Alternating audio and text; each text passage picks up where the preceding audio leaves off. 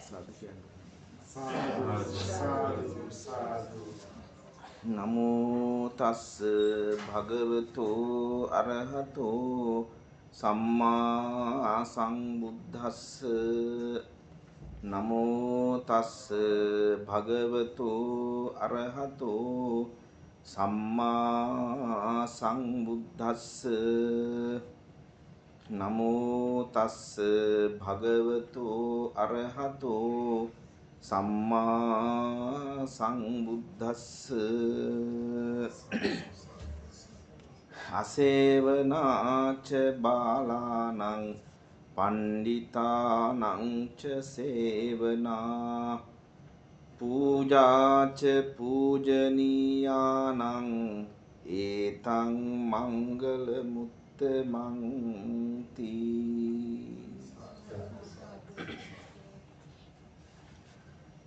සදහවත් කාරුණික පින්නතුනි පින්නතියනි, අද දවසේත් අපේ පින්වත් හැම කෙනෙක්ම මේ ඩුබායි දේශයේ තමන්ගේ සමාධි අරණ විහාරස්ථානයට උදෑසනම පැමිණිලා බොහොම පිරිසුදු සිතින් පිරිසුදු ගතින් යුක්තව ලෞතර බුදු පියාණන් වහන්සේ විසින් වර්ණිත උත්තම අටසිල් පෙහෙවස් සමාදන් වෙලා හොඳ සිල්වත් පිරිසක් බවට පත් වෙලා ඒ සිල් බොහෝම හොඳට ආරක්ෂා කරමින් සීලයෙහි පිහිටා ආමිස පූජා පවත්වලා උදෑසන දහවල් ඒ වගේම උතුම් ධර්මදේශනාවන්ට ඇහුම්කන් දීලා සම්බන්ධ වෙලා ශ්‍රවණය කරලා අනන්ත කුසල ශක්තියක් පුණ්‍ය ශක්තියක් සිදු කරගෙන සිටින මේ මොහොතෙත් බලාපොරොත්තුව අද දවසෙත් ඒ සුපුරුදු පරිදි හවස් වේලාවේ සිදු කරන සූත්‍ර දේශනාවට සම්බන්ධ වෙලා මහා පිනක් කුසලයක් සිද්ධ කරගන්නවා වගේම තමන්ට ඒ බුදුහාමුදුරුව පෙන්නපු මාවත සුවසේ පුරා ගන්නට අවශ්‍ය කරන දැනුම අවබෝධය ලබා ගැනීමටත් ඒ හරහා අනන්ත පිනක් කුසලයක් රැස් කර ගැනීමටත් සූදානම් වෙන මොහොතක්. ඉතින් විශේෂයෙන්ම අද දවසේ මම අපේ පින්නතුන් සමග සාකච්ඡා කරන්නට කල්පනා කළා, දේශනා කරන්නට අදහස් කළා බොහෝම නිරන්තරයෙන්ම ඔබ නිතර සජ්ජායනා කරන ඒ වගේම බුදුහාමුදුරුව අපේ දෙලව යහපත පිණිස දේශනා කොට වදාළ උත්තම සූත්‍ර දේශනාවක්. අපි හැමෝම දන්නවා මහා මංගල සූත්‍රය කියන එක. තුන් සූත්‍ර දේශනාවේ එක සූත්‍ර දේශනාවක් තමයි මහා මංගල සූත්‍රය. අද දවසේ මම නිකන් මේ සූත්‍රය අරගෙන බලනකොට මොකද අපිට නිතර අහුවෙන, නිතර කියවන, නිතර සජ්ජායනා කරන සූත්‍රවල සමහර වෙලාවට නොදැකපු පැති ගොඩාක් තියෙනවා පින්නතුනි. සමහරට ඔයත් දැකලත් ඇති. ඉතින් මම හිතුවා මේ පැත්තක් අරගෙන මේ කාරණා සූත්‍රයේ අදහස ප්‍රකාශ කරන ගමන්ම පෙන්වන්නට ඕනි කියලා.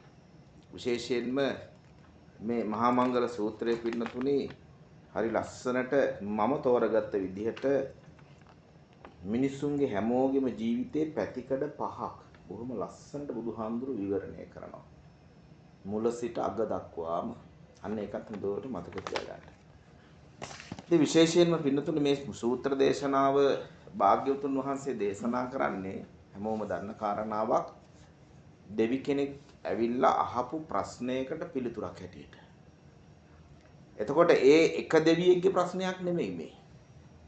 මිනිස් ලෝකෙ හිටපු මිනිස්සුන්ගේ, ඒ වගේම දිව්‍ය ලෝකවල හිටපු දෙවිවරුන්ගේ, බ්‍රහ්ම ලෝකවල හිටපු බ්‍රහ්ම කියන හැම කෙනෙකුටම ඇතිවිච්චි ප්‍රශ්නයක් තමයි මේ දෙවියෝ ඇවිල්ලා බුදුහාමුදුරන්ගෙන් විමසන්නේ. දැන් අහන්නේ මිනිස්සු ගොඩාක් අය මංගල්‍ය අවමංගල්‍ය කියලා විවිධ දේවල් විශ්වාස කරනවා. ඒ නිසා ස්වාමීනි සැකහැර දැනගන්න ඔබ වහන්සේ ළඟට ආවේ මංගල්‍ය මොකක්ද අවමංගල්‍ය මොකක්ද කියලා අපිට කියලා දෙන්න කියලා කියනවා. දැන් මුල බලන්නකෝ. ඇත්තටම එදා මේ අටුවාව මම නිකන් කියෙව්වා මොහ විස්තරයක් තියෙනවා ඇත්තෝ කියලා බලන්න. ඒ සූත්‍රයට අදාළ අටුවාව ලොකු දීර්ඝ විස්තරයක්. ඇත්තටම එදා කාලේ දඹදිව සාමාන්‍ය විදිහට මුළු ලෝකෙම ගත්තාම බුදුහාමුදුරු ජීවත් වෙන්න කාලයක් නෙමෙයි. ඒ කාලේ මිනිස්සු මංගල්‍ය අවමංගල්‍ය කියලා හිතපු කාරණා තුනක් ප්‍රධාන වශයෙන්ම තිබ්බ අපි දන්නවනේ. දිට්ඨ මංගල කියලා කියන එක. අහලා තියෙනව නේද? ඒ වගේම සුත මංගල කියලා තව අවස්ථාවක්. මුත මංගල කියලා තව අවස්ථාවක්. දැන් එක කණ්ඩායමක් කියනවා මේ ලෝකේ මිනිසුන්ට යහපත වෙන්නේ අයහපත වෙන්නේ හොඳක් වෙන්නේ නරකක් වෙන්නේ මංගල්‍ය අවමංගල්‍ය කියන දේ සිද්ධ වෙන්නේ දකින දේවල් මතයි කියලා තීන්දුව තීරණ කරපු පිරිසක් හිටියේ. ඇත්තන්ට කියන්නේ දිට්ඨ මංගල කියලා.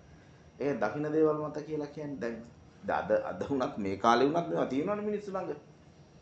අපි අවුරුදු ගාණක් 2000 ගාණක් මේ සූත්‍රය කියෙව්වත් අදටත් ගොඩක් මිනිස්සු ළඟ මේ දිට්ඨ මංගල සුත මංගල මුත මංගල නැතුව නෙමෙයි. ඉතින් අපි එතකොට මේක භාවිත කරලා නැහැ නේ හරියට. මේ ඔයත් ගැන නෙමෙයි මම කියන්නේ. මේ ලෝකේ පේන දේ අපි පෙන්වන්නේ. එතකොට එදා මේ මිනිස්සු පැහැදිලි කළා දිට්ඨ මංගල කියලා මොකක්ද? යම් කිසි දෙයක් දැකපුවාම සමහර මිනිස්සු කිව්වා මෙන්න මේ දකින්න දේ සුබයි. ඒ වගේම මේ දකින්න දේ අසුබයි කිව්වා. ඒකට කියන්නේ දිට්ඨ මංගල කියලා. ඒ කියන්නේ සමහර වෙලාවට අපි ගොඩාක් විට ගමනක් උදේ පාන්දර යන්න ලැහැත්ති වෙනකොට නේද? ගමනක් දෙම්ම සුබ ගමනක් යන්න ලැහැත්ති වෙනකොට විශේෂයෙන්ම අපි අදටත් නැද්ද කියලා බලන්න. සුදු පාට හරි මොනවා හරි මලක් දාපු වතුර වීදුරුවක් ගන්නෙ නැද්ද? ඒ දිට්ඨ මංගලයක් නේ. දිට්ඨ මංගල. ඉතින් මෙහෙමයි ඕව ඕනේ නැහැ කියලා මේ අයින් කරන්න කියන කතාවක් නෙමෙයි. හිත හැදෙනවා නම් ඕන දෙයක්. නමුත් මේ අර්ථය අපි ගමුකෝ බලන්න. ඒ වගේම තමයි අපි ගෙවල් ඉස්සරහා තියාගෙන ඉන්නේ නැද්ද? කලගෙඩි වලට වතුර දාලා මල්. ඒකේ අපි අර්ථය තමයි පේන දේ මංගල්‍යයක්. පේන දේ අවමංගල්‍යයක් කියන දැක්ම ඔකස්සේ නැද්ද? ඒක තමයි දා තිබුණේ බරපතල විදිහට. සමහර වෙලාවට සතෙක් දැක්කොත් ඔය සතා මේ සුබයි. මේ සතා අසුබයි. දැන් ඔය තියෙන්නේ මේ එක පොල් කිච්චෝ කියලා හසුටු දෙයක් මම දන්නේ නැදනේ. එකෙක් දැක්කොත් දුකට හේතුවක් කියනවා නේද? දෙන්නෙක් දැක්කොත් සතුට උදා වෙයි කියනවා. ඉතින් මේවා තියෙනවා නිකන් වල.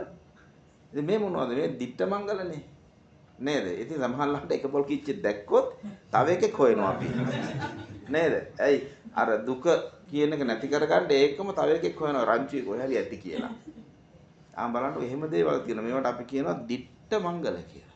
දිට්ඨ මංගල. ඒ කියන්නේ දකින්න දේ මත ඒ දේ සුබයි අසුබයි කියලා තීන්දුව තීරණ ගත්තු පිරිස දිට්ඨ මංගල. එතකොට ඒ හරහා මංගල්‍ය කියන එක එළියමයි තියෙන්නේ. අවමංගල්‍ය කියන එක බාහිර ලෝකෙමයි තියෙන්නේ කියලා සුබ දේ පේනකොට ඇස් අරින්නත් අසුබ දේ පේනකොට ඇස් වහන්නත් මිනිස්සු පුරුදු වෙලා හිටියා. ඒකට කියනවා දිට්ඨ මංගල. ඒ වගේම තමයි ගොඩක් ඇත්තෝ හිතුවා නෑ ඒකම නෙමෙයි. ඒ කාලෙමයි මේ පේන දේ සමහරට හොඳ දේ පේන්නත් පුළුවන් නරක දේ පේන්නත් පුළුවන්. ඒක නෙමෙයි මංගල්‍ය අවමංගල්‍ය ඇහෙන දේ තමයි. හොඳ දෙයක් ඇහුනොත් ඒක මංගල්‍යයක් නරක දෙයක් ඇහුනොත් ඒක අවමංගල්‍යයක් කියලා සුත මංගල කියන කණ්ඩායමකුත් එදා හිටියා. ඒ කියන්නේ දැන් බලන්නකො සමහර වෙලාවට අපි කියන්නේ අර කපුටෝ කෑ ගහනකොට අද නම් ඥාතියෙක් වෙනවා කියලා හැම නේද? එතකොට ඉතින් ඒක කෙනෙකුට සුබ වෙන්නත් පුළුවන් අසුබ වෙන්නත් පුළුවන්. ඥාතියගේ පැමිණීම මත නේද? ඒක දෙපැත්තටම ගන්න පුළුවන් දෙයක්. එතකොට ඒ වගේ ශබ්ද සමහර වෙලාවට බල්ලෙක් උඩුබුරනකොට අන්න හොඳ තැන. බල්ලෙක් උඩුබුරනකොට ඉස්සර වෙලාවම තරහ යන්නේ කාටද කියලා බලන්න. ගෙදර ඉන්න චූටි ළමයාටද? නෑ. තරුණයාට ගානකුත් නෑ. වයසට ගියපු එක්ක අම්මට එක්ක තාත්තට. ඇයි ඒ? ඒගොල්ලෝ හිතනවා මේ ශබ්දය අසුබයි. මේ මායя තමයි අඬ ගහන්නේ කියලා හිතනවා. මේ ඇත්ත කතා අදටත් ලෝකේ තියෙනවා. එහෙම හිතාගෙන ඉන්නවා. බල්ලෙක් උඩු බුරනවා නම් නියත වශයෙන්ම මලගයක් මම වෙන්න බැරි වෙයිද? මමවත්ද කියලා තමයි ඒ තාත්තා හෝ අම්මා සමහරට එයාගේ පැවැත්මේ වැරද්ද මත ගන්න තීන්දුවක් මේ. හරිය මං විදිහට හිටපු කෙනෙකුට බල්ලෝ ඕන තරක් සුණු කියව ඇවිල්ලා වට කරගෙන උඩු බිරුවත් ඒක ප්‍රශ්නයක් නෑ. අර අන්තිම කාලේ වෙනකොට පොඩි තිගැස්මක් තැතිගැන්මක් එනවනේ. එක එක්කෙනාගේ හිටපු ස්වරූපත් මත ආන් ඒ අයට උඩු බුරලන හඬ ඇහෙන්න බෑ. ඇහෙන්න බෑ. එතකොට මේක අසුබයක්මයි මේ ශබ්දේ මටමයි කියලා ඔන්න කුලප්පු වෙන්න පටන් ගන්නවා. ඉතින් අන්න එහෙම ශබ්ද එක එක සත්තුන්ගේ ශබ්ද ඒ වගේම හූනන්ගේ නේද? දැන් ඒක අපේ සම්ප්‍රදාය අදටත් තියෙන නේද? සූනන් ඇඟ වැටීමේ පලාපල කියලානේ. ඔව් ඔය අරක මුත මංගල. හූනගේ ශබ්දය අපි ගමනක් යන්න පටන් ගත්තොත් හූනේ කෑ ගැහුවොත් අනිවාර්යෙන් ඉදිරියට තිබ්බ පාදේ පිටිපස්සට ගන්න බලනවා නේද? ගන්න බලනවානේ. එහෙම එකක් තියෙනවා. එහෙම එකක් තියෙනවා. අපිට මතකයි දවසක් අපි ගෙදර ගිහිල්ලා විශේෂයෙන්ම අපි පිරිවෙන් වල ඉගෙන ගන්නකොට නිවාඩුවට එහෙම යනවනේ පන්සල්. ගෙදර යනවනේ. ගෙවල් වල ගිහිල්ලා දවස් 3 4 5 ඉන්න හරි ආසයි පොඩි කාලේ. දැන් ඉතින් ඒක එන්න වෙනස් වෙලා දැන් ගිහිල්ලා පැයක්වත් ඉන්න බෑ. චූටි කාලේ සමහරට අම්මලා තාත්තලා අහපව් යන්න කියනකම් ඉන්නවා ගෙදර. යන්න කියනකම් ඉන්නවා. ඊට පස්සේ ටික අපි වර්ධනය වෙනකොට අපිට අවුරුදු 30 40 වෙනකොට දැන් අඬ ගැහුවත් යන්නේ නැති ස්වරූපයක්. දැන් අම්මලා තාත්තලාත් නැහනේ. එතකොට දැන් යවෙන්නෙම නැහැ. අම්මා තාත්තා අන්තිම කාලේ ඉන්නකොටත් ගිහිල්ලා දවසක් නම් ඉන්න බෑ. ඒ හැටි වයසත් එක්ක එන හැටි. ඉතින් ඔහොම ඉන්නකොට දවස් 3-4ක් ඉඳලා එන්න හදනකොටම මේ අත්දැකීමක්මයි කියන්නේ හුනේ කෑ ගැහුවා. කෑ ගහනකොට අම්මා කිව්වා දැන් මේ යන්න එපා ඉඳලා යන්න. මං කිව්වා ඇයි මේ හුනේ කෑ ගැහුවා හොඳ නෑ. මං කිව්වා දැන් බස් එක අපේ පැත්තේ ඉතින් බස් ගොඩාක් නෑනේ. කයෙන් පැයට වගේ කොහොම යන්නේ. එතකොට ඒ බස් එකේ ගියේ නැත්තම් කොළඹ බස් එක අල්ලන්නත් බෑ. නෙළුවක් කන දේදු වල ඇතකනේ. ටිකක් ග්‍රාමීය පැත්තේනේ. එතකොට නෑ එහෙම එකක් නෑ. ඔය ගැන කලබල වෙන්න එපා. ඉතින් මේ අපි බුදුහාමුදුරන්ගේ ශ්‍රාවකයෝනේ අපිට ඔය බලපාන්නේ නැහැ කියලා එයාගේ තිත හදලා නැත්තම් යනකම්ම ඔය ගැන හිතා ඉන්නේ යානේ. අපිට ගානක් නැහැ. ඉතින් ආවා. ඉතින් එහෙම කිසි ගැටලුවක් නැහැ කියලා මම මේ පෙන්නන්නේ. ගොඩාක් ඇත්තෝ ඒ ශබ්දය මුල් කරගෙන ඒක යහපතක් අයහපතක් කියලා තමන්ගේ මංගල්‍ය අවමංගල්‍ය සත්තුන්ගේ හඬට දීපු කාලයක් තිබ්බා. ඒකට කියන්නේ සුත මංගල. එතකොට ඔය දිට්ඨ මංගලත් සුත මංගලත් පිළි නොගත්තු තවත් පිරිසක් ඔය සමාජෙ හිටියා. මම ඔබ යොමු කරන්නේ මහා මංගල සූත්‍රයේ අටුවාව කියවන්න. අටුවාව කියවන්න මහා දීර්ඝ විස්තරයක් හරි ලස්සන අවබෝධයක් ගන්න පුළුවන්. එතකොට දැන් දිට්ඨ මංගල පිළිගන්නෙත් නැති සුත මංගල පිළිගන්නෙත් නැති ඊළඟ කණ්ඩායම මුත මංගල. ඒගොල්ලෝ කිව්වා පේන දේ නෙමෙයි සුභාසුභ විදිහට විග්‍රහ කරන්න බෑ. ඒ වගේම ඇහෙන ශබ්දයක් සුභාසුභ විදිහට විග්‍රහ කරන්න බෑ. ස්පර්ශ වෙන දේ මත මංගල්‍ය අවමංගල්‍ය තීන්දුව කරනවා කියලා ඔන්න ඒ කණ්ඩායමට කිව්වා මුත මංගල. ඒක තමයි අර සූනන් ඇඟ වැටීමේ පලාපල. ඒ කියන්නේ සමහර ලාවට අපි මොකක් හරි සතෙක් ස්පර්ශ වුණොත් අපේ ඇගේ නේද? ඒ වගේම තව ස්පර්ශ වෙන දේවල් තියෙනවනේ. මෙන්න මේක සුබයි මේක අසුබයි. ඔහොම අපි දකින්න අවස්ථා තියෙනවා. ඉතින් ඒ නිසා ඔය විදිහට දැන් හුණෙක් ඇත්තටම වැටුනොත් එහෙම අදටත් පංචාංග ලිත කියලා අපි ගහලා තියෙනවනේ.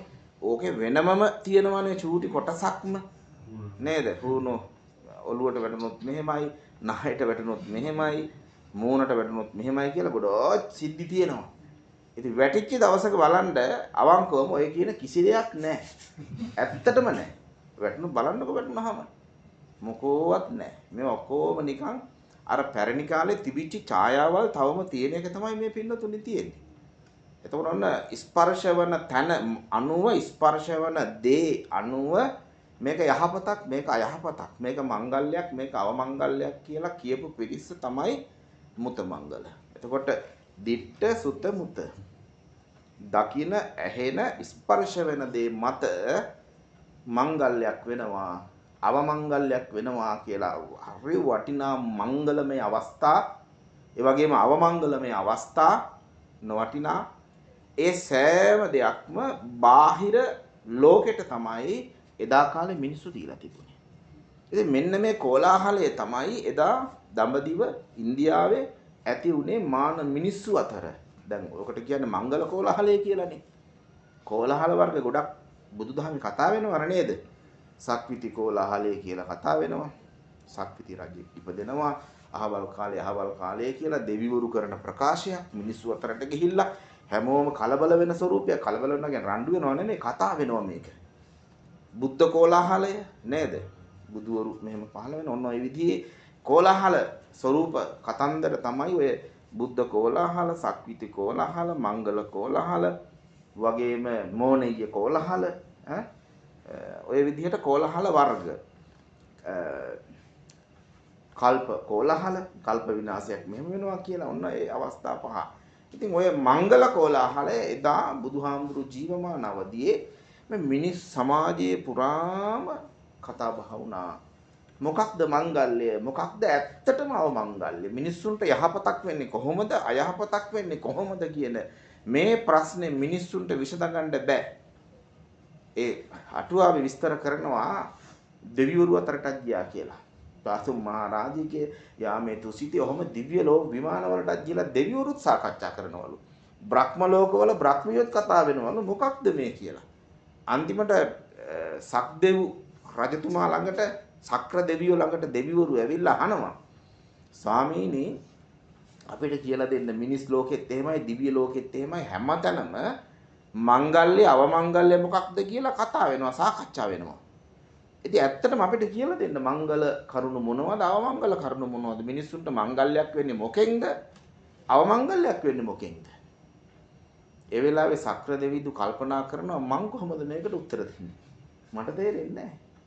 බුදුහාමුදුරුවෝ නැද්ද ලෝකේ? මේගොල්ලන්ගේ බෑස් පාදන්න කියනවා මෙයා. ඉන්නවා. උන්වහන්සේ කොහෙද මේ වෙලාවේ ඉන්නේ? දෙවුරම් වෙහෙරි වැඩ ඉන්නේ. යන්න, ගිහින් අහන්න. නිසකවම දැනගන්න පුළුවන්. අත දික් කරලා පෙන්නනවා බුදුහාමුදුරුවෝ.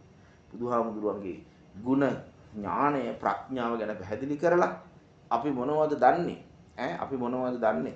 ඇයි මම ළඟට ආවේ මෙච්චර ආලෝකයක් තියද්දි? මෙච්චර සූර්යයා වගේ ආලෝකයක් ඉන්නේ නැද්දි කලාමැදිරියෙක් වෙච්ච මන් ළඟට මොකටද ආවේ කියලා දෙවිවරුන්ට අවබෝධ කරවලා බුදුහාමුදුරු ළඟට යොමු කරනවා.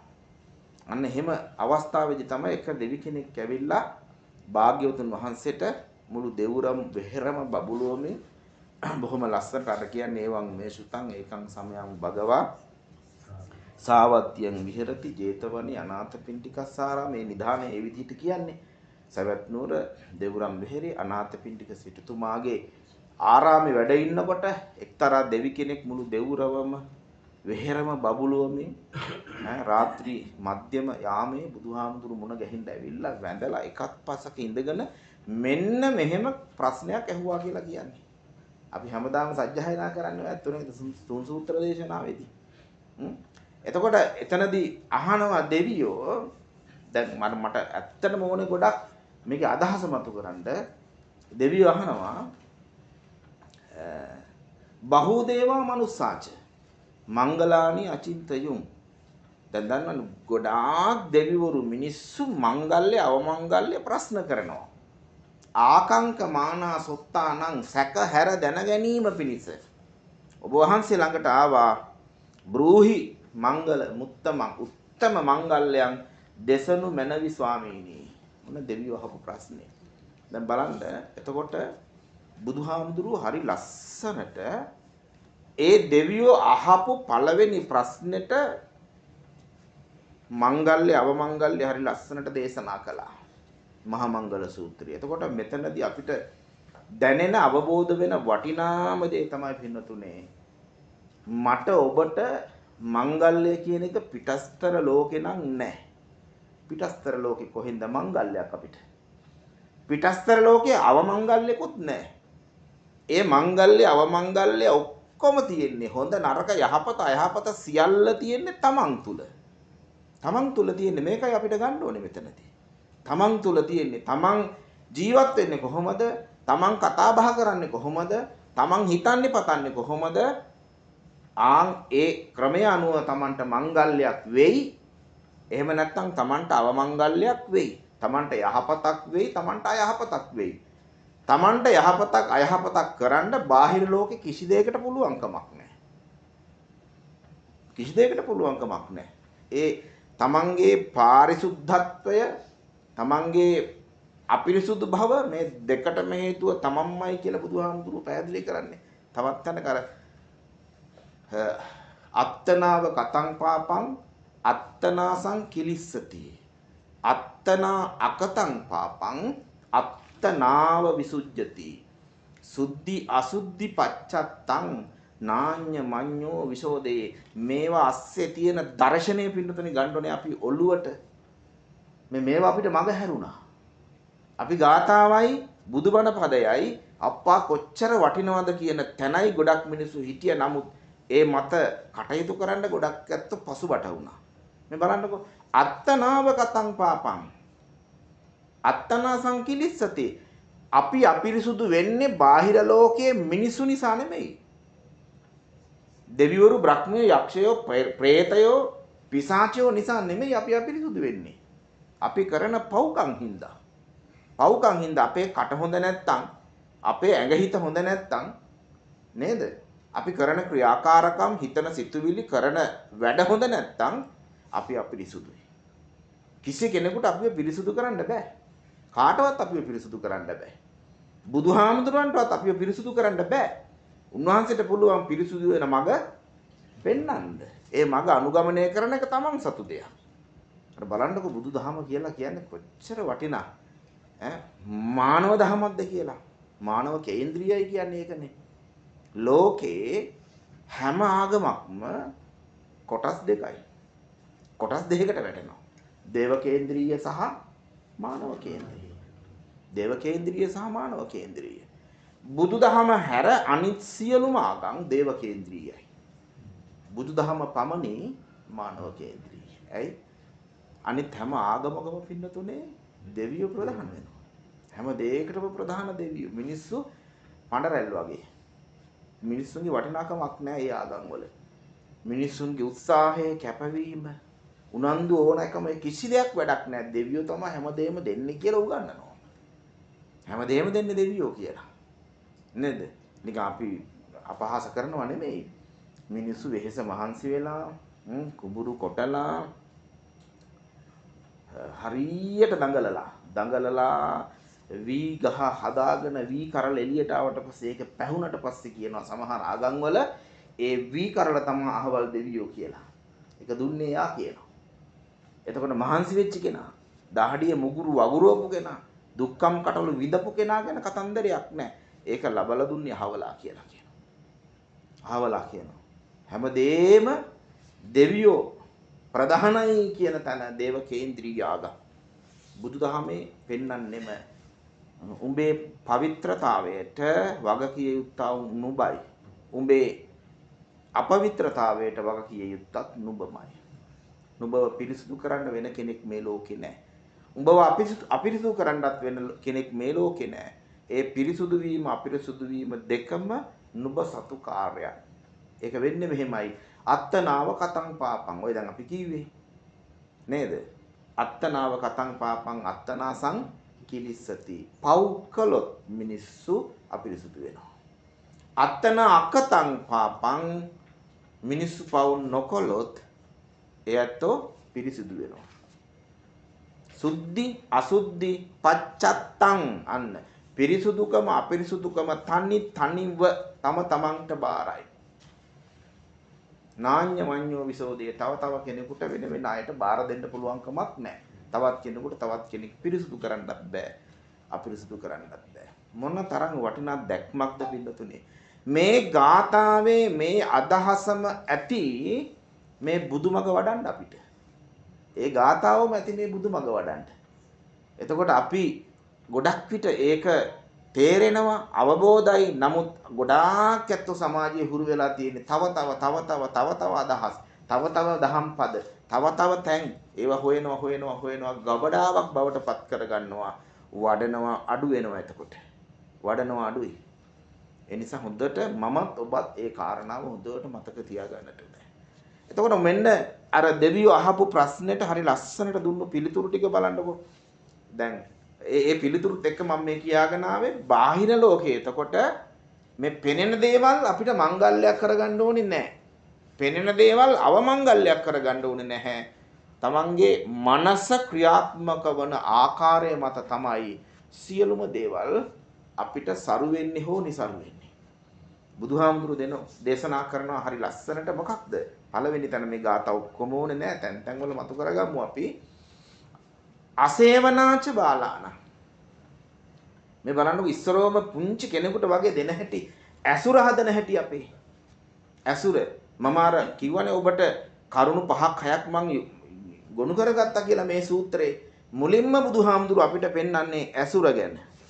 ඊළඟට උන්වහන්සේ පැහැදිලි කරනවා අපි මේවා කතා කරමු හිමීට අධ්‍යාපනය ගැන. හොඳ ඇසුරක් පවත්වා ගන්න, හොඳ සත්පුරුෂයෝ ඇසුරු කරන්න, හොඳ තැනක ගේදොල තියෙන්න ඕනේ, පතරූපදේශ වාසයක්. ඊට පස්සේ බොහෝම හොඳට ඉගෙන ගන්න ඕනේ කියලා කිව්වා. ඉගෙන ගන්න අන්න අධ්‍යාපන යපැත්ත ගැන පැහැදිලි කරනවා. ඊට පස්සේ රැකී රක්ෂාව පිළිබඳව බුදුහාමුදුරු උගන්වනවා අම්මට තාත්තට සලකලා ආවාහ විවාහ එහෙම වෙලා හොඳ රැකියාවක් එහෙම කරගන්න කියලා කියනවා. ඒත් එක්කම සමාජ ජීවිතය පිළිබඳව පැහැදිලි කරලා දෙනවා. ඔය ආරති විරති පාපා මජ්ජපානාච සංයමෝ කියලා හැම බුදුහාමුදුරු ඒවා දන්නවා. සමහර ලාවට තරුණ අය එකතු වුණාම මෙහෙම වෙන්න පුළුවන්. ඒ නිසා සමාජ ජීවිතයත් බොහොම දැහැමි කරගන්න කියනවා. දැහැමි කරගෙන ඔන්න ජීවිතේ සාමාන්‍ය තල තුන අවධියට ආවට පස්සේ ආගම දහමටම යොමු වෙලා කටයුතු කරන්න කියනවා. නිවන් සම්පත් සඳහා නිවන සඳහාම ක්‍රියාත්මක වෙන්න කියනවා. මේ බලන්නකො ගාරවෝච නිවාතෝච මෙන්න ඒ ಗುಣධර්ම ටික පෙන්නනවා. මෙන්න මේව ඇති කරගන්න ඊට පස්සේ කාන්තිච සෝවචස්සතා ඉවසීම සුවච කීකරු බව. දැන් මොකද ටිකක් අවුරුදු 40ක් 50ක් 60ක් විතර වෙන්න යනකොට මේවා අපෙන් ගිලිහෙනවා. ගිලිහෙනකොට මේවා ලං කරගන්න කියන හැටි බලන්නකෝ. ඊට පස්සේ ඔන්න තපෝජ බ්‍රහ්මචර්යංච ඉවසීම හොඳට ප්‍රගුණ කරන්න. මොකද දරු මුණුපුරන්ගේ දේවල් අසනීප තත්ත්ව නිසා අපිට ඉවසීම සීමාව ඉක්මවලා යන්න පුළුවන්. අවුරුදු 45 50 වගේ අවධියේ එහෙම පැහැදිලි කරලා නිබ්බාන සච්චි කිරියාච නිවන සාක්ෂාත් කරගන්න කියනවා. ඒ සාක්ෂාත් කරගත්තට පස්සේ ධර්ම මාර්ගයේ හොඳට වැඩියට පස්සේ ඔන්න යාගේ ස්වરૂපය පෙන්නනවා. කොහොමද? පුට්ටස්ස ලෝක ධම්මේහි චිත්තං යස්සන කම්පති. මේ රහතන් වහන්සේගේ ස්වરૂපයනේ පෙන්වන්නේ. ඔන්න එතනින් නවත්තනවනේ. මේ වගේ තැනකට එන්න කියලානේ බුදුහාමුදුරු මේ ආරාධනා කරන්නේ. එතකොට බලන්න අර චූටි දරුවෙකුට උගන්වනවා වගේ මෙන්න මේ පුතේ අපි ඉස්සරවම ළමයින්ට උගන්වන්නේ මෙයා ඇසුරු කරන්න එපා. මෙහෙම ඉන්න. මෙයා ඇසුරු කරන්න. බේන් හොඳ කෙනා, බේන් නරක කෙනා කියලා නේද අපි පෙන්වන්නේ. ඉතින් බලන්නකො බුදුහාමුදුරු හරි ලස්සනට පෙන්නන හැටි. සියල්ලටම හේතුව පින්නතුනේ ඇසුරමයි. මොකක්ද කියන්නේ? අසේවනාච බාලානං පණ්ඩිතානංච සේවනා පූජාච පූජනීයානං ඒතං මංගල මුත්තමං. අනේ පින්නතුනි හොඳට හිතට ගන්න. අපි මේවා නොකොට මේවා කොච්චර සජ්ජායනා කර සාදු කිව්වත් චූටි ආශිර්වාදයක් පමණයි. එතකොට මුළු ජීවිතේම පිරිත් නූලක්, පිරිත් වස්ත්‍රයක් කරගන්න.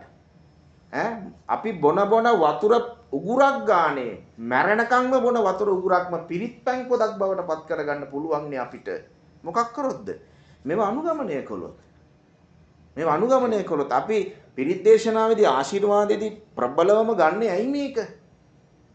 මේක පෙන්නනවා මේ මහා මංගල සූත්‍රයේ කොච්චර වටිනා තැනක්ද බුදුහාමුදුරු මෙන්න මෙහෙම දේශනා කළා. හරීම වටිනා දේශනාවක්. මේක සත්‍යක්මයි කියලා ආශිර්වාද කරනවා විතරයි. එතකොට සත්‍යක්මයි කියලා කරන ආශිර්වාදයක්නේ අපි වටාත්ින් මෙහෙම කරලා නේද?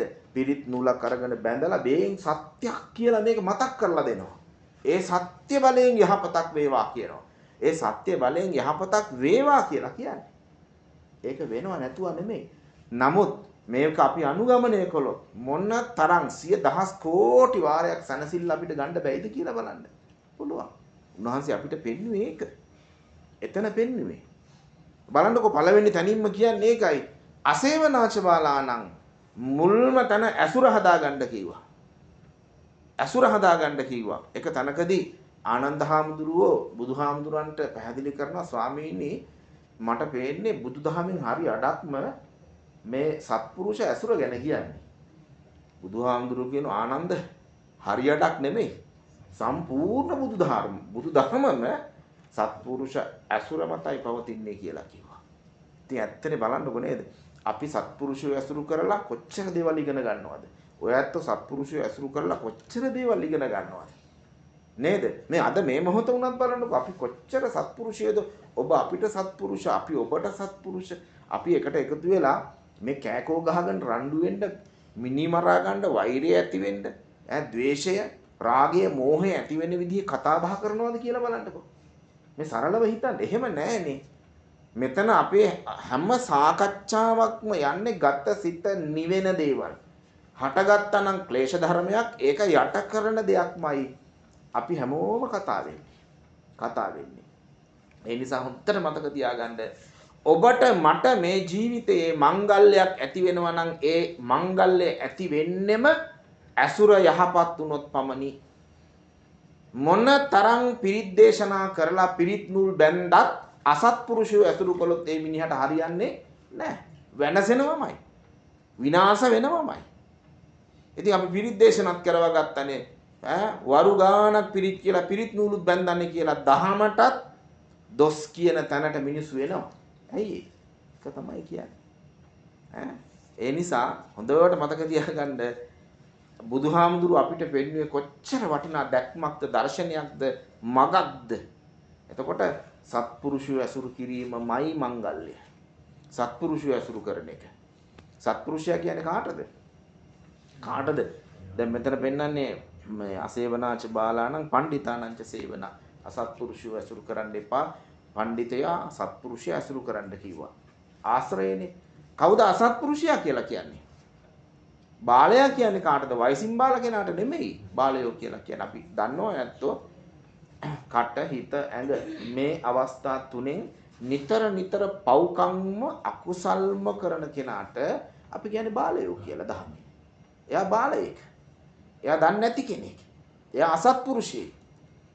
එයා පව්කාරයෙක්. එයා ඇසුරට කවදාමත් ගන්න හොඳ නැහැ. ගන්න හොඳම නැහැ. බුදුහාමුදුරු අපිට ඇසුර ගැන කොච්චර ලස්සනට කිව්වද කියලා බලන්නකො. මේ දන්න දේවල් මතක් කරලා දෙනවා පමණි. නේද? ඇසුරට හොයාගන්න කිව්වා Tamanට වඩා උසස් ගුණවතෙක්. උසස් ගුණවතෙක් නැත්නම් සමාජේ හොයාගන්න සමාන කෙනෙක් හොයාගන්න කිව්වා. සමාන කෙනෙකුත් නැත්නම් හොයාගන්න තනියෙන් ඉන්න කිව්වා. ඒක හොඳා කිව්වා. ඇයි? Tamanට වඩා ගුණධර්මෙන් පහත් කෙනෙක් අපි ඇසුරු කළොත් ඒ පහත් ගුණ අපිට බෝ වෙන්න පුළුවන් නේ පිටුතුනේ. ඒක ඇත්තක්මනේ. ඇත්තක්මයි. ඒ නිසා තනිවම හුදකලාව ඉන්න එක වටිනවා. ගැළපෙන ඇසුරට මිනිස්සු නැතිනම්. ඒක හරිය වටිනවා. කොහොම බලන්නකො බේන් බුදු බණපදයක් හොඳ. ඉතින් මේක අනුගමනය නොකොට අපි ඔහේ පෞකාරයෝ සමාජයේ ඉන්න මහා අසත්පුරුෂයෝ මහා අපරාධකාරයෝ ඇසුරු කරන්න ගියොත් මොකද වෙන්නේ කියලා බලන්නකො. පිරිත් නූල් බැඳගෙන පිරිත් පැන් බීලා යනවා පෞකාරයොත් එක ගමන් බිමන්. ඉතින් හරියන්නේ නැහැ, වෙනසෙනවා. ඉතින් මොකද කරන්නේ? ඒක ඇහුණට බෑ, උපදෙස් ලැබුණට බෑ. ඒ හැම එකක්ම එක ලස්සනට ගැලපෙන්න ඕනේ. ඒක තමයි බුදුදහමේ සුවිශේෂත්වය. එතකොට පඬිතයා කියලා කියන්නේ දැන උගත්කම් තියෙන කෙනාම නෙමෙයි. පඬිතයා කියලා කියන්නේ කය වචනය මනස සිත කය වචන කියන දොරටු තුන බොහොම ලස්සනට සංවර කරගෙන ඉන්න යහපත් කුසල්ම ඒවයින් සිදු කරන කෙනාට තමයි අපි මෙතන පඬිතයා කියලා කියන්නේ. එතකොට ජීවිතේ හරියනවා, බබලනවා, මංගල්‍යයක්මයි ඔන්න ඔය කියන සත්පුරුෂය ඇසුරු කරපුවාම. අසත්පුරුෂය ඇසුරු කරපුවාම අවමංගල්‍යයක්මයි. පිටිය යුත්ත පුදපුවාම නේද? කවුද පිටිය යුත්ත? පිටිය යුත්ත කියලා කියන්නේ විශේෂයෙන්ම ආගමික නායකයෝ වෙන්න පුළුවන්. අම්මා තාත්තා වෙන්න පුළුවන්. ගුරුවරු වෙන්න පුළුවන්. මේ බලන්නකො පිළිය යුතු. ඉතින් අපි පිළිය යුතු පුදන්නේ නැතුව කටයුතු කරනකොට කවදාවත් පින්නතුනේ අපිට අපේ ජීවිතයට මංගල්‍යයක් වෙන්නේ නැහැ.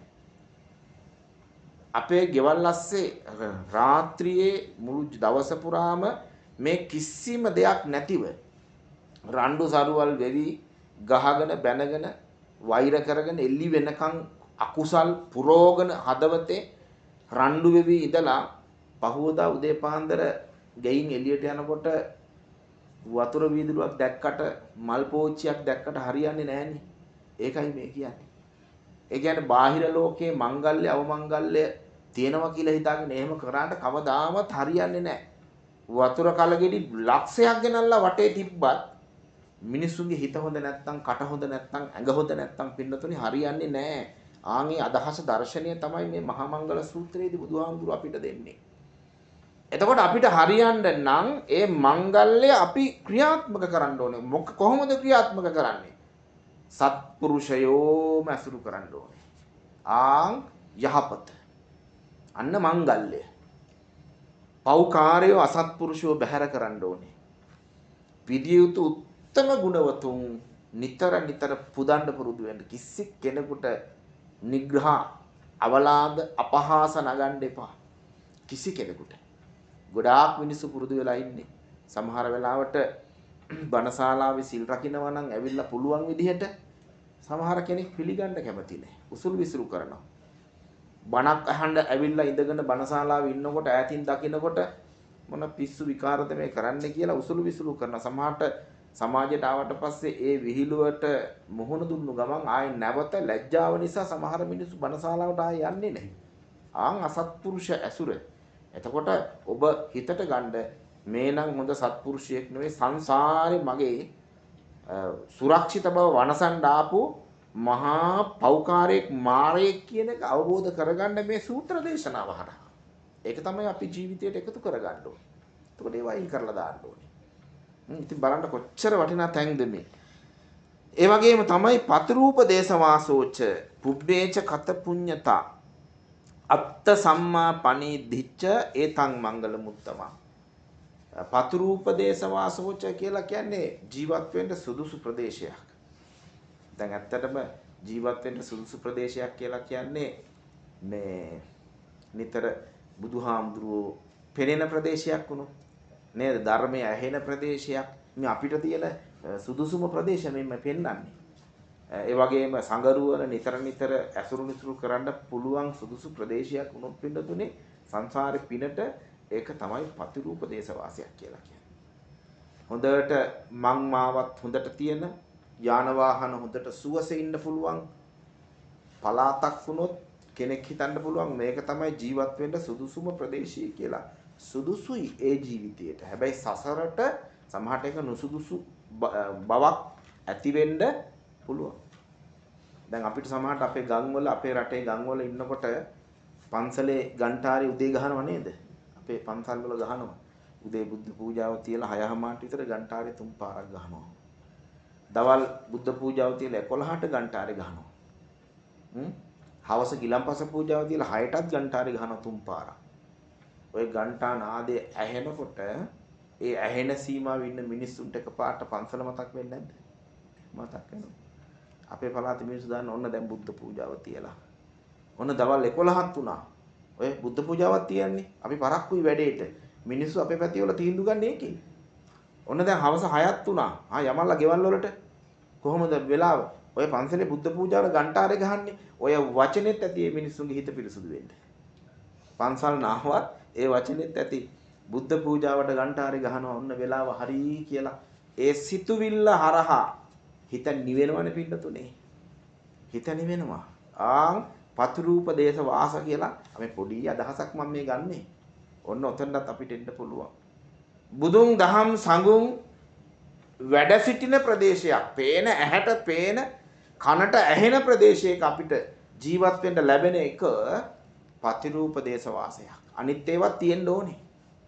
ඉතින් අරව විතරක් තිබිලා හඬ බොන්න මොකවත් නැත්නම් ඒත් හරියන්නේ නැහනේ. සෑම දෙයක්ම පරිපූර්ණ වෙන්න ඕනේ. ඒක පිනට ලැබෙන දෙයක් පිළිතුනේ. පිනට ලැබෙන දෙයක්.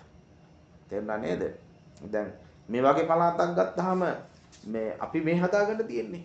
පතිරූපදේශ වාසයක් නැත්තම් අපිට මොනවෙන් අඩුවක්ද නේද? දැන් අපිට අපේ රටේ පදින්න පුළුවන් වාහනද මේවා. නිකන් හිතන්නකෝ මේ පුංචි දේවල් නෙමෙයි. ඒවා පදින්න බෑ අපේ රටේ ගිහුවාම. ඒ අපේ රට දුප්පත් නිසා ඔයත් කියන වාහනේ හම්බ කරගන්න රටේ මිනිස්සු බලන්න. පාලනය කරන්න නේද? එතකොට චුට්ටක් හිතලා බලන්නකෝ නේද?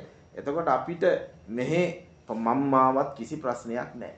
හොඳට පාරවල් තියෙනවා. හොඳ සපවත් වාහනවල සුවසේ පල්ලි තියෙනවා නම් හොඳ ගයක් එහෙම අරගෙන කටයුතු කරන්න පුළුවන්. හැබැයි බුදුහාමුදුරන්ගේ හඬ රූපය ඇහෙන්නේ පේන්නේ නැත්තම් ධර්මයේ හඬ රූපය ඇහෙන්නේ හැඩතල පේන්නේ නැත්තම් සංගරුවන S2කට බලා ගන්න බැරි වුණොත් ඒක සමහර වෙලාවට සසර අනාරක්ෂිත බවකට හේතුවක් වෙන්න බැරි නෑ. පුළුවන්. අනිවාර්යයෙන්ම වෙන්න පුළුවන්. ඒ නිසා නෝයත් මේ දඟල වෙහෙස මහන්සි වෙලා මෙහෙම පන්සලක් හරි දොරවල් කවුළු වහගෙන හරි මෙහෙම හරි කරන්නේ මෙච්චර කැපවීමක් වෙහෙසක් මහන්සියක් ස්වාමින් වහන්සේලා ලංකාවෙන් වඩම්මගෙන ඇවිල්ලා නේද?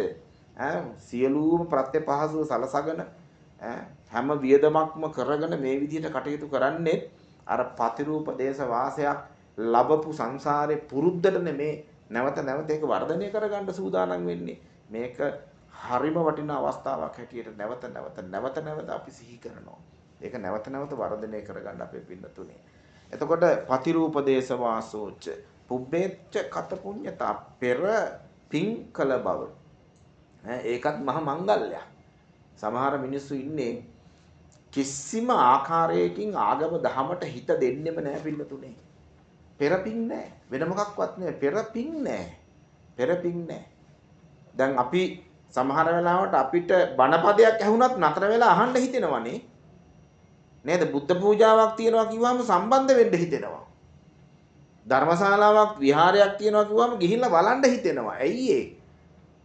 පෙරපින් කරලා පුරුදු ගතිය. මේවා පින්නතුනේ හොඳට නැවත පුරුදු කරගන්න. මිනිසයා කියලා කියන්නේ පුරුදු ගුලියක්.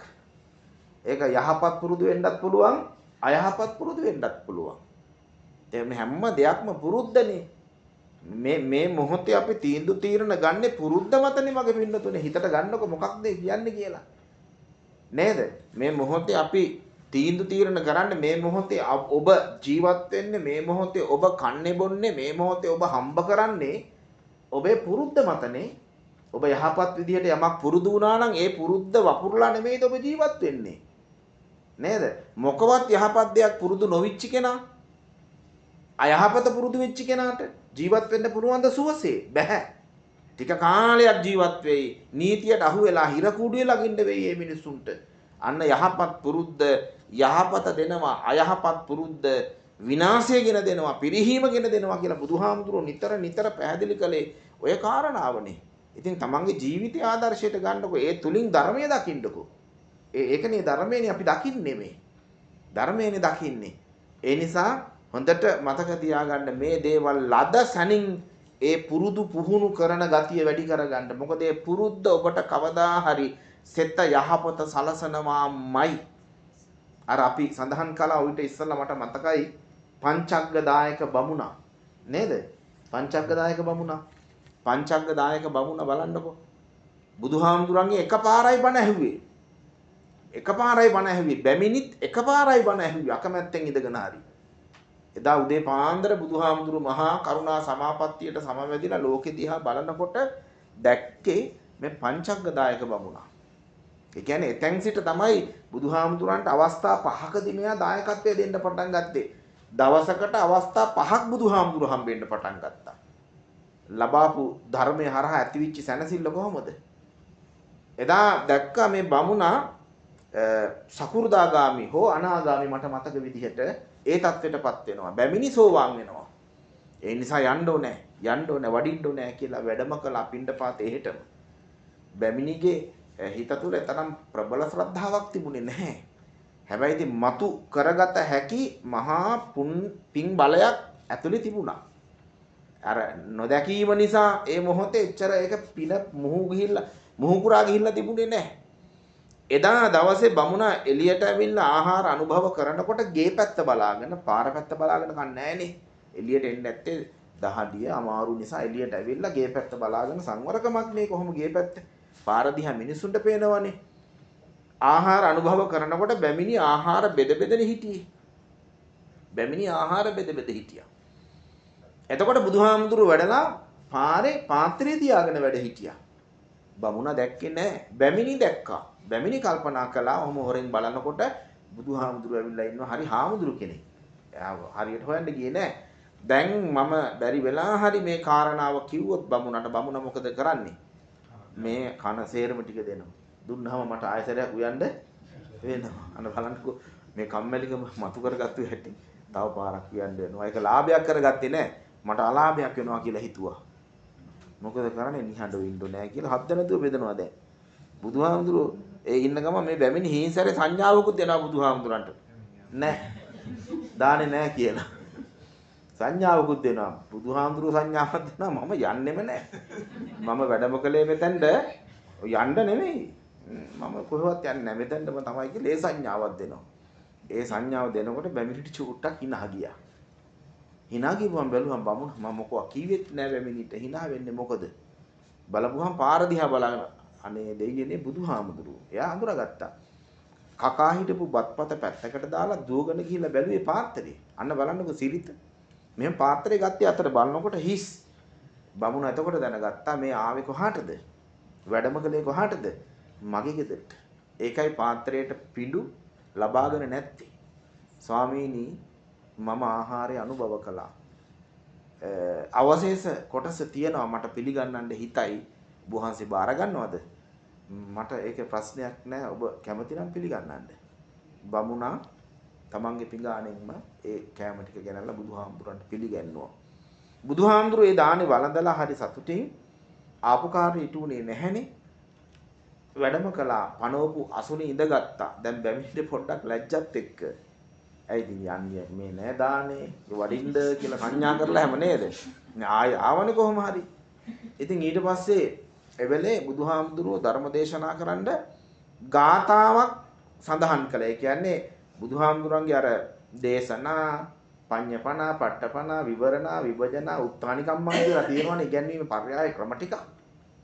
ඉගෙන දේශනා කළා. දේශනා කරනකොට මොකක්ද දේශනා කරන්නේ? මාත්‍රිකාව. මාත්‍රිකාව දේශනා කළා. අද මමත් ඔබට කිව්වේ අසේවනාච බාලානං පණ්ඩිතානං ච සේවනා පූජාච පූජනීයානං ඒතම් මංගල මුත්තමං. ඔබ හොඳට මේ සූත්‍රය අහලා තේරුම දන්න නිසා මම මාත්‍රිකාව දේශනා කරනකොටම ඔබ දැනගත්තා නේද මොකක්ද කියන්නේ කියලා? දැනගත්තානේ? ඕක තමයි පුරුද්ද. ඕක තමයි පුරුද්ද. ඒක තමයි වෙන්න ඕනේ. අර බමුණටත් ගාතාව දේශනා කරනකොටම මොකද වුනේ? අද දේශනා කරන්න යන්නේ බුදුහාමුදුරුවෝ මෙන්න මේ ධර්මයේ යන්නේ අපූර්වයි කියලා සාදුකාර දුන්නා. ගාතාව කියනකොටම බමුණා සකු르දාගාමි තත්ත්වයටපත් වුණා. බැමිණි සෝවාන් වුණා. ආයි බණ කියන්න ඕනද? බණ කියන්න ඕනද ආයි? නැහැ. අවශ්‍ය දේ වුණානේ. බුදුහාමුදුරුවෝ නැගිටලා වැඩම කළා. ගිහින් කිව්වා ධර්ම සභාවේ බුදුහාමුදුරන්ගේ සිරිතක්නේ. ඔය ආනන්ද හාමුදුරන්ගේ ඉල්ලීම්නේ. කිව්වා ධර්ම සභාවේ මෙහෙමයි අද මම බණ කියන්න ගිහිල්ලා මෙන්න මේ විදිහට දෙයක් වුණා. ගාතාව සැලකලා පමණි දෙන්න මාර්ගඵලවලටපත් වුණා. මම නැගිටලා ආපහු වැඩම කළා. ස්වාමින් වහන්සේලාට හරි ගැටලුවක්. ස්වාමීනි අපි සමහර තැන්වල ගිහිල්ලා ධර්ම දේශනා කරන්න කොච්චර දඟලනවද? පැය ගණන්, වරු ගණන්, දවස් ගණන් ධර්මයේ දේශනා කරනවා. මිනිස්සු තේරුම් ගන්න නෑනේ. සමහර අය තේරුම් ගන්නවා පැය දෙක තුනක් කියනකොට. හරි පුදුමයි ස්වාමීනි. ඔබ වහන්සේ දේශනා කරනකොට සමහර මිනිස්සු තේරුම් ගන්න නෑනේ. ඔය බමුණයි බැමිණි කොහොමද ගාථා රත්නයක් දේශනා කරපු සැනින් අවබෝධ කරගත්තේ? මහණෙනි පුදුම වෙන්න දෙයක් නෑ. සසර පුරුද්ද කිව්වා. සසර පුරුද්ද. මගෙන් විතරක් නෙවෙයි බණ ඇහුවේ. කාශ්‍යප බුදුහාමුදුරන්ගෙන් බණ අහලා හොඳ ධර්ම අවබෝධයක් තිබිච්ච දෙන්නෙක් මේ ධර්ම අවබෝධය පූර්ණේ කර කර ආපු දෙන්නෙක්.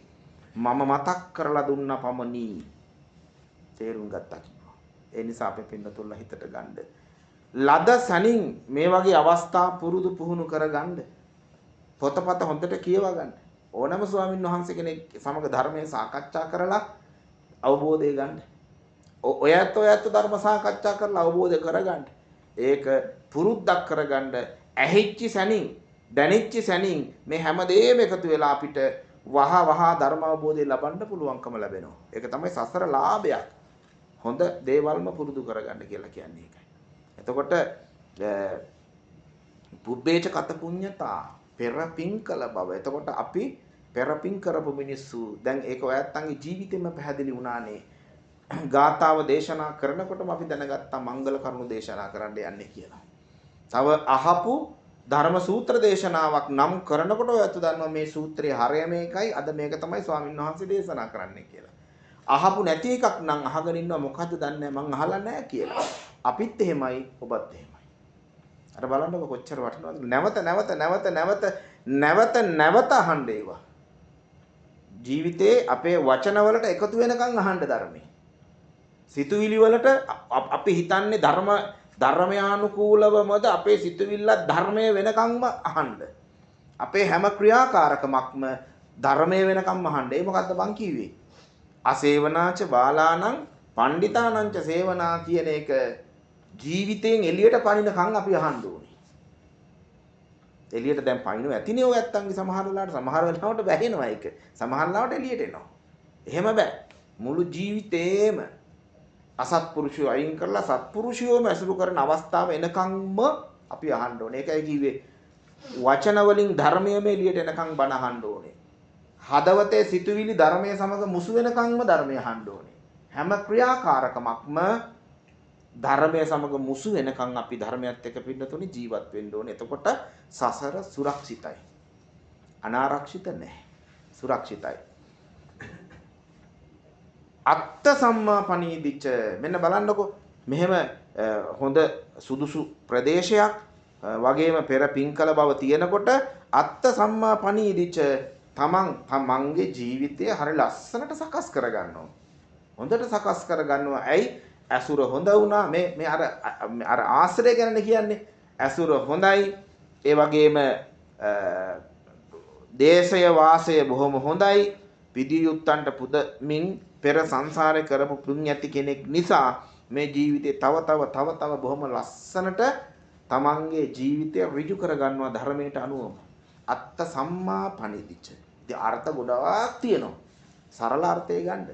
තමන්ගේ ජීවිතය ධර්මානුකූලවම සකස් කරගන්නවා. සමහර වෙලාවට අපි ප්‍රාණඝාත සුළුසුළුවෙන් හරි කළා නම් බණ ඇහෙන්න අපි ඒක වළක්ව ගන්නවා. හොරකම කියන එක ජීවිතේ ඩිංග හරි තිබුණා නම් හොරකම මේ සල්ලි හොරකම් කරන්න එකම නෙමෙයිනේ. තව කොච්චර හොරකම් තියනවද? සමහරලාට පන්සලට ඇවිල්ලා අපි මේ මොහොතේ ඉඳගෙන බණ අහන කෙනෙක් කරන්න ඕනේ. හරියට බණ ඇහුවේ නැත්නම් ඒකත් හොරකමක්. නේද? ඒකත් හොරකමක්. එතකොට මම භික්ෂුවක් හැටියට මම දැන් දානේ වළඳන එක තියෙන්නේ. දානේ වළඳන්නේ මේ බුදුහාමගේ දායාදයක්නේ අපිට දෙන්නේ. නේද? එතකොට ඒක ප්‍රත්‍යවේක්ෂා නොකොට මම වැළඳුවොත් මම එකත් හොරින් කෑමක්. හොරා කෑමක්. මොන අපරාධයක්ද කියලා බලන්නකො නේද?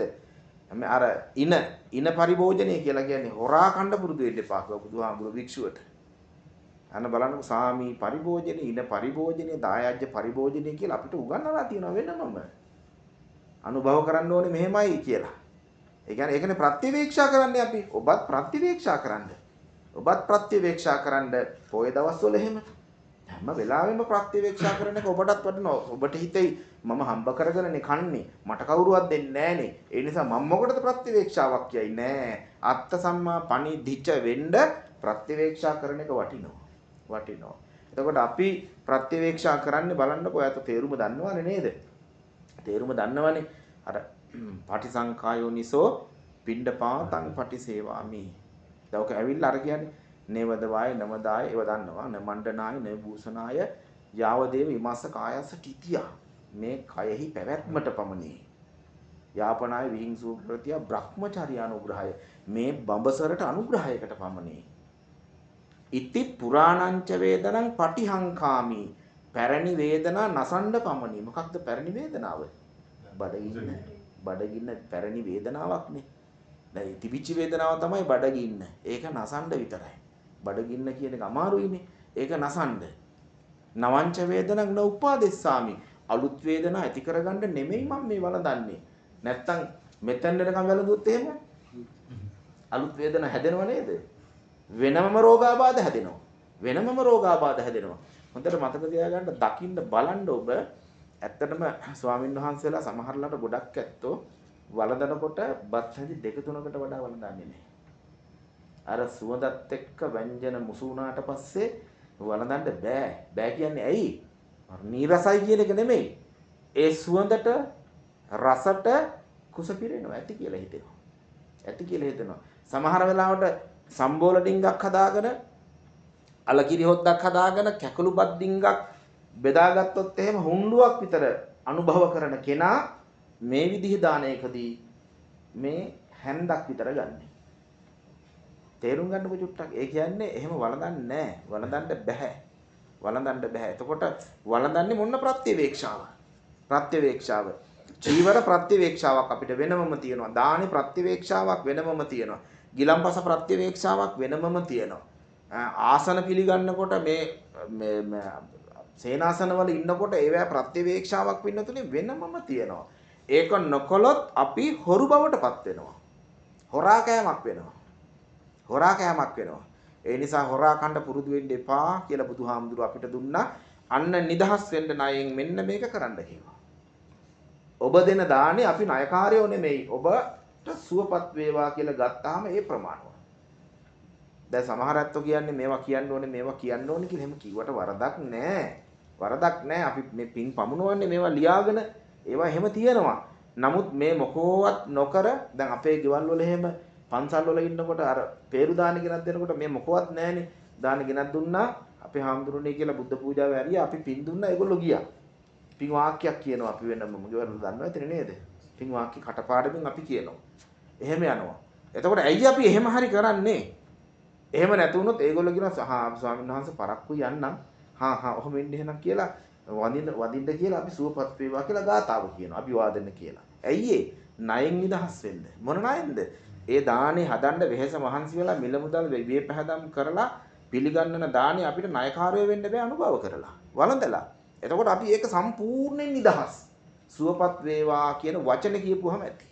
බුදුහාමුදුරුවෝ එහෙමයි අපිට අවසර දුන්නේ. අවසර දුන්නේ එහෙමයි. ඒ නිසා අපේ පින්නතුල්ලා ප්‍රත්‍යවේක්ෂාවෙන් ජීවත් වෙන්න පින්නතුනේ ඒක තමයි අත්ත සම්මා පණීදිච්ච. වරදින්න පුළුවන් ඔබට. ඔබේ වචන වරදින්න පුළුවන්. ඔබේ සිතුවිලි වරදින්න පුළුවන්. ක්‍රියාකාරකම් වරදින්න පුළුවන්. ධර්මයේ එකට එකතු කරගෙන ඒවා නිවැරදි කරගන්න. එතකොට තමන් නිවැරදි කරගන්න පුළුවන්. ධර්මයත් එක්ක ගලපලා.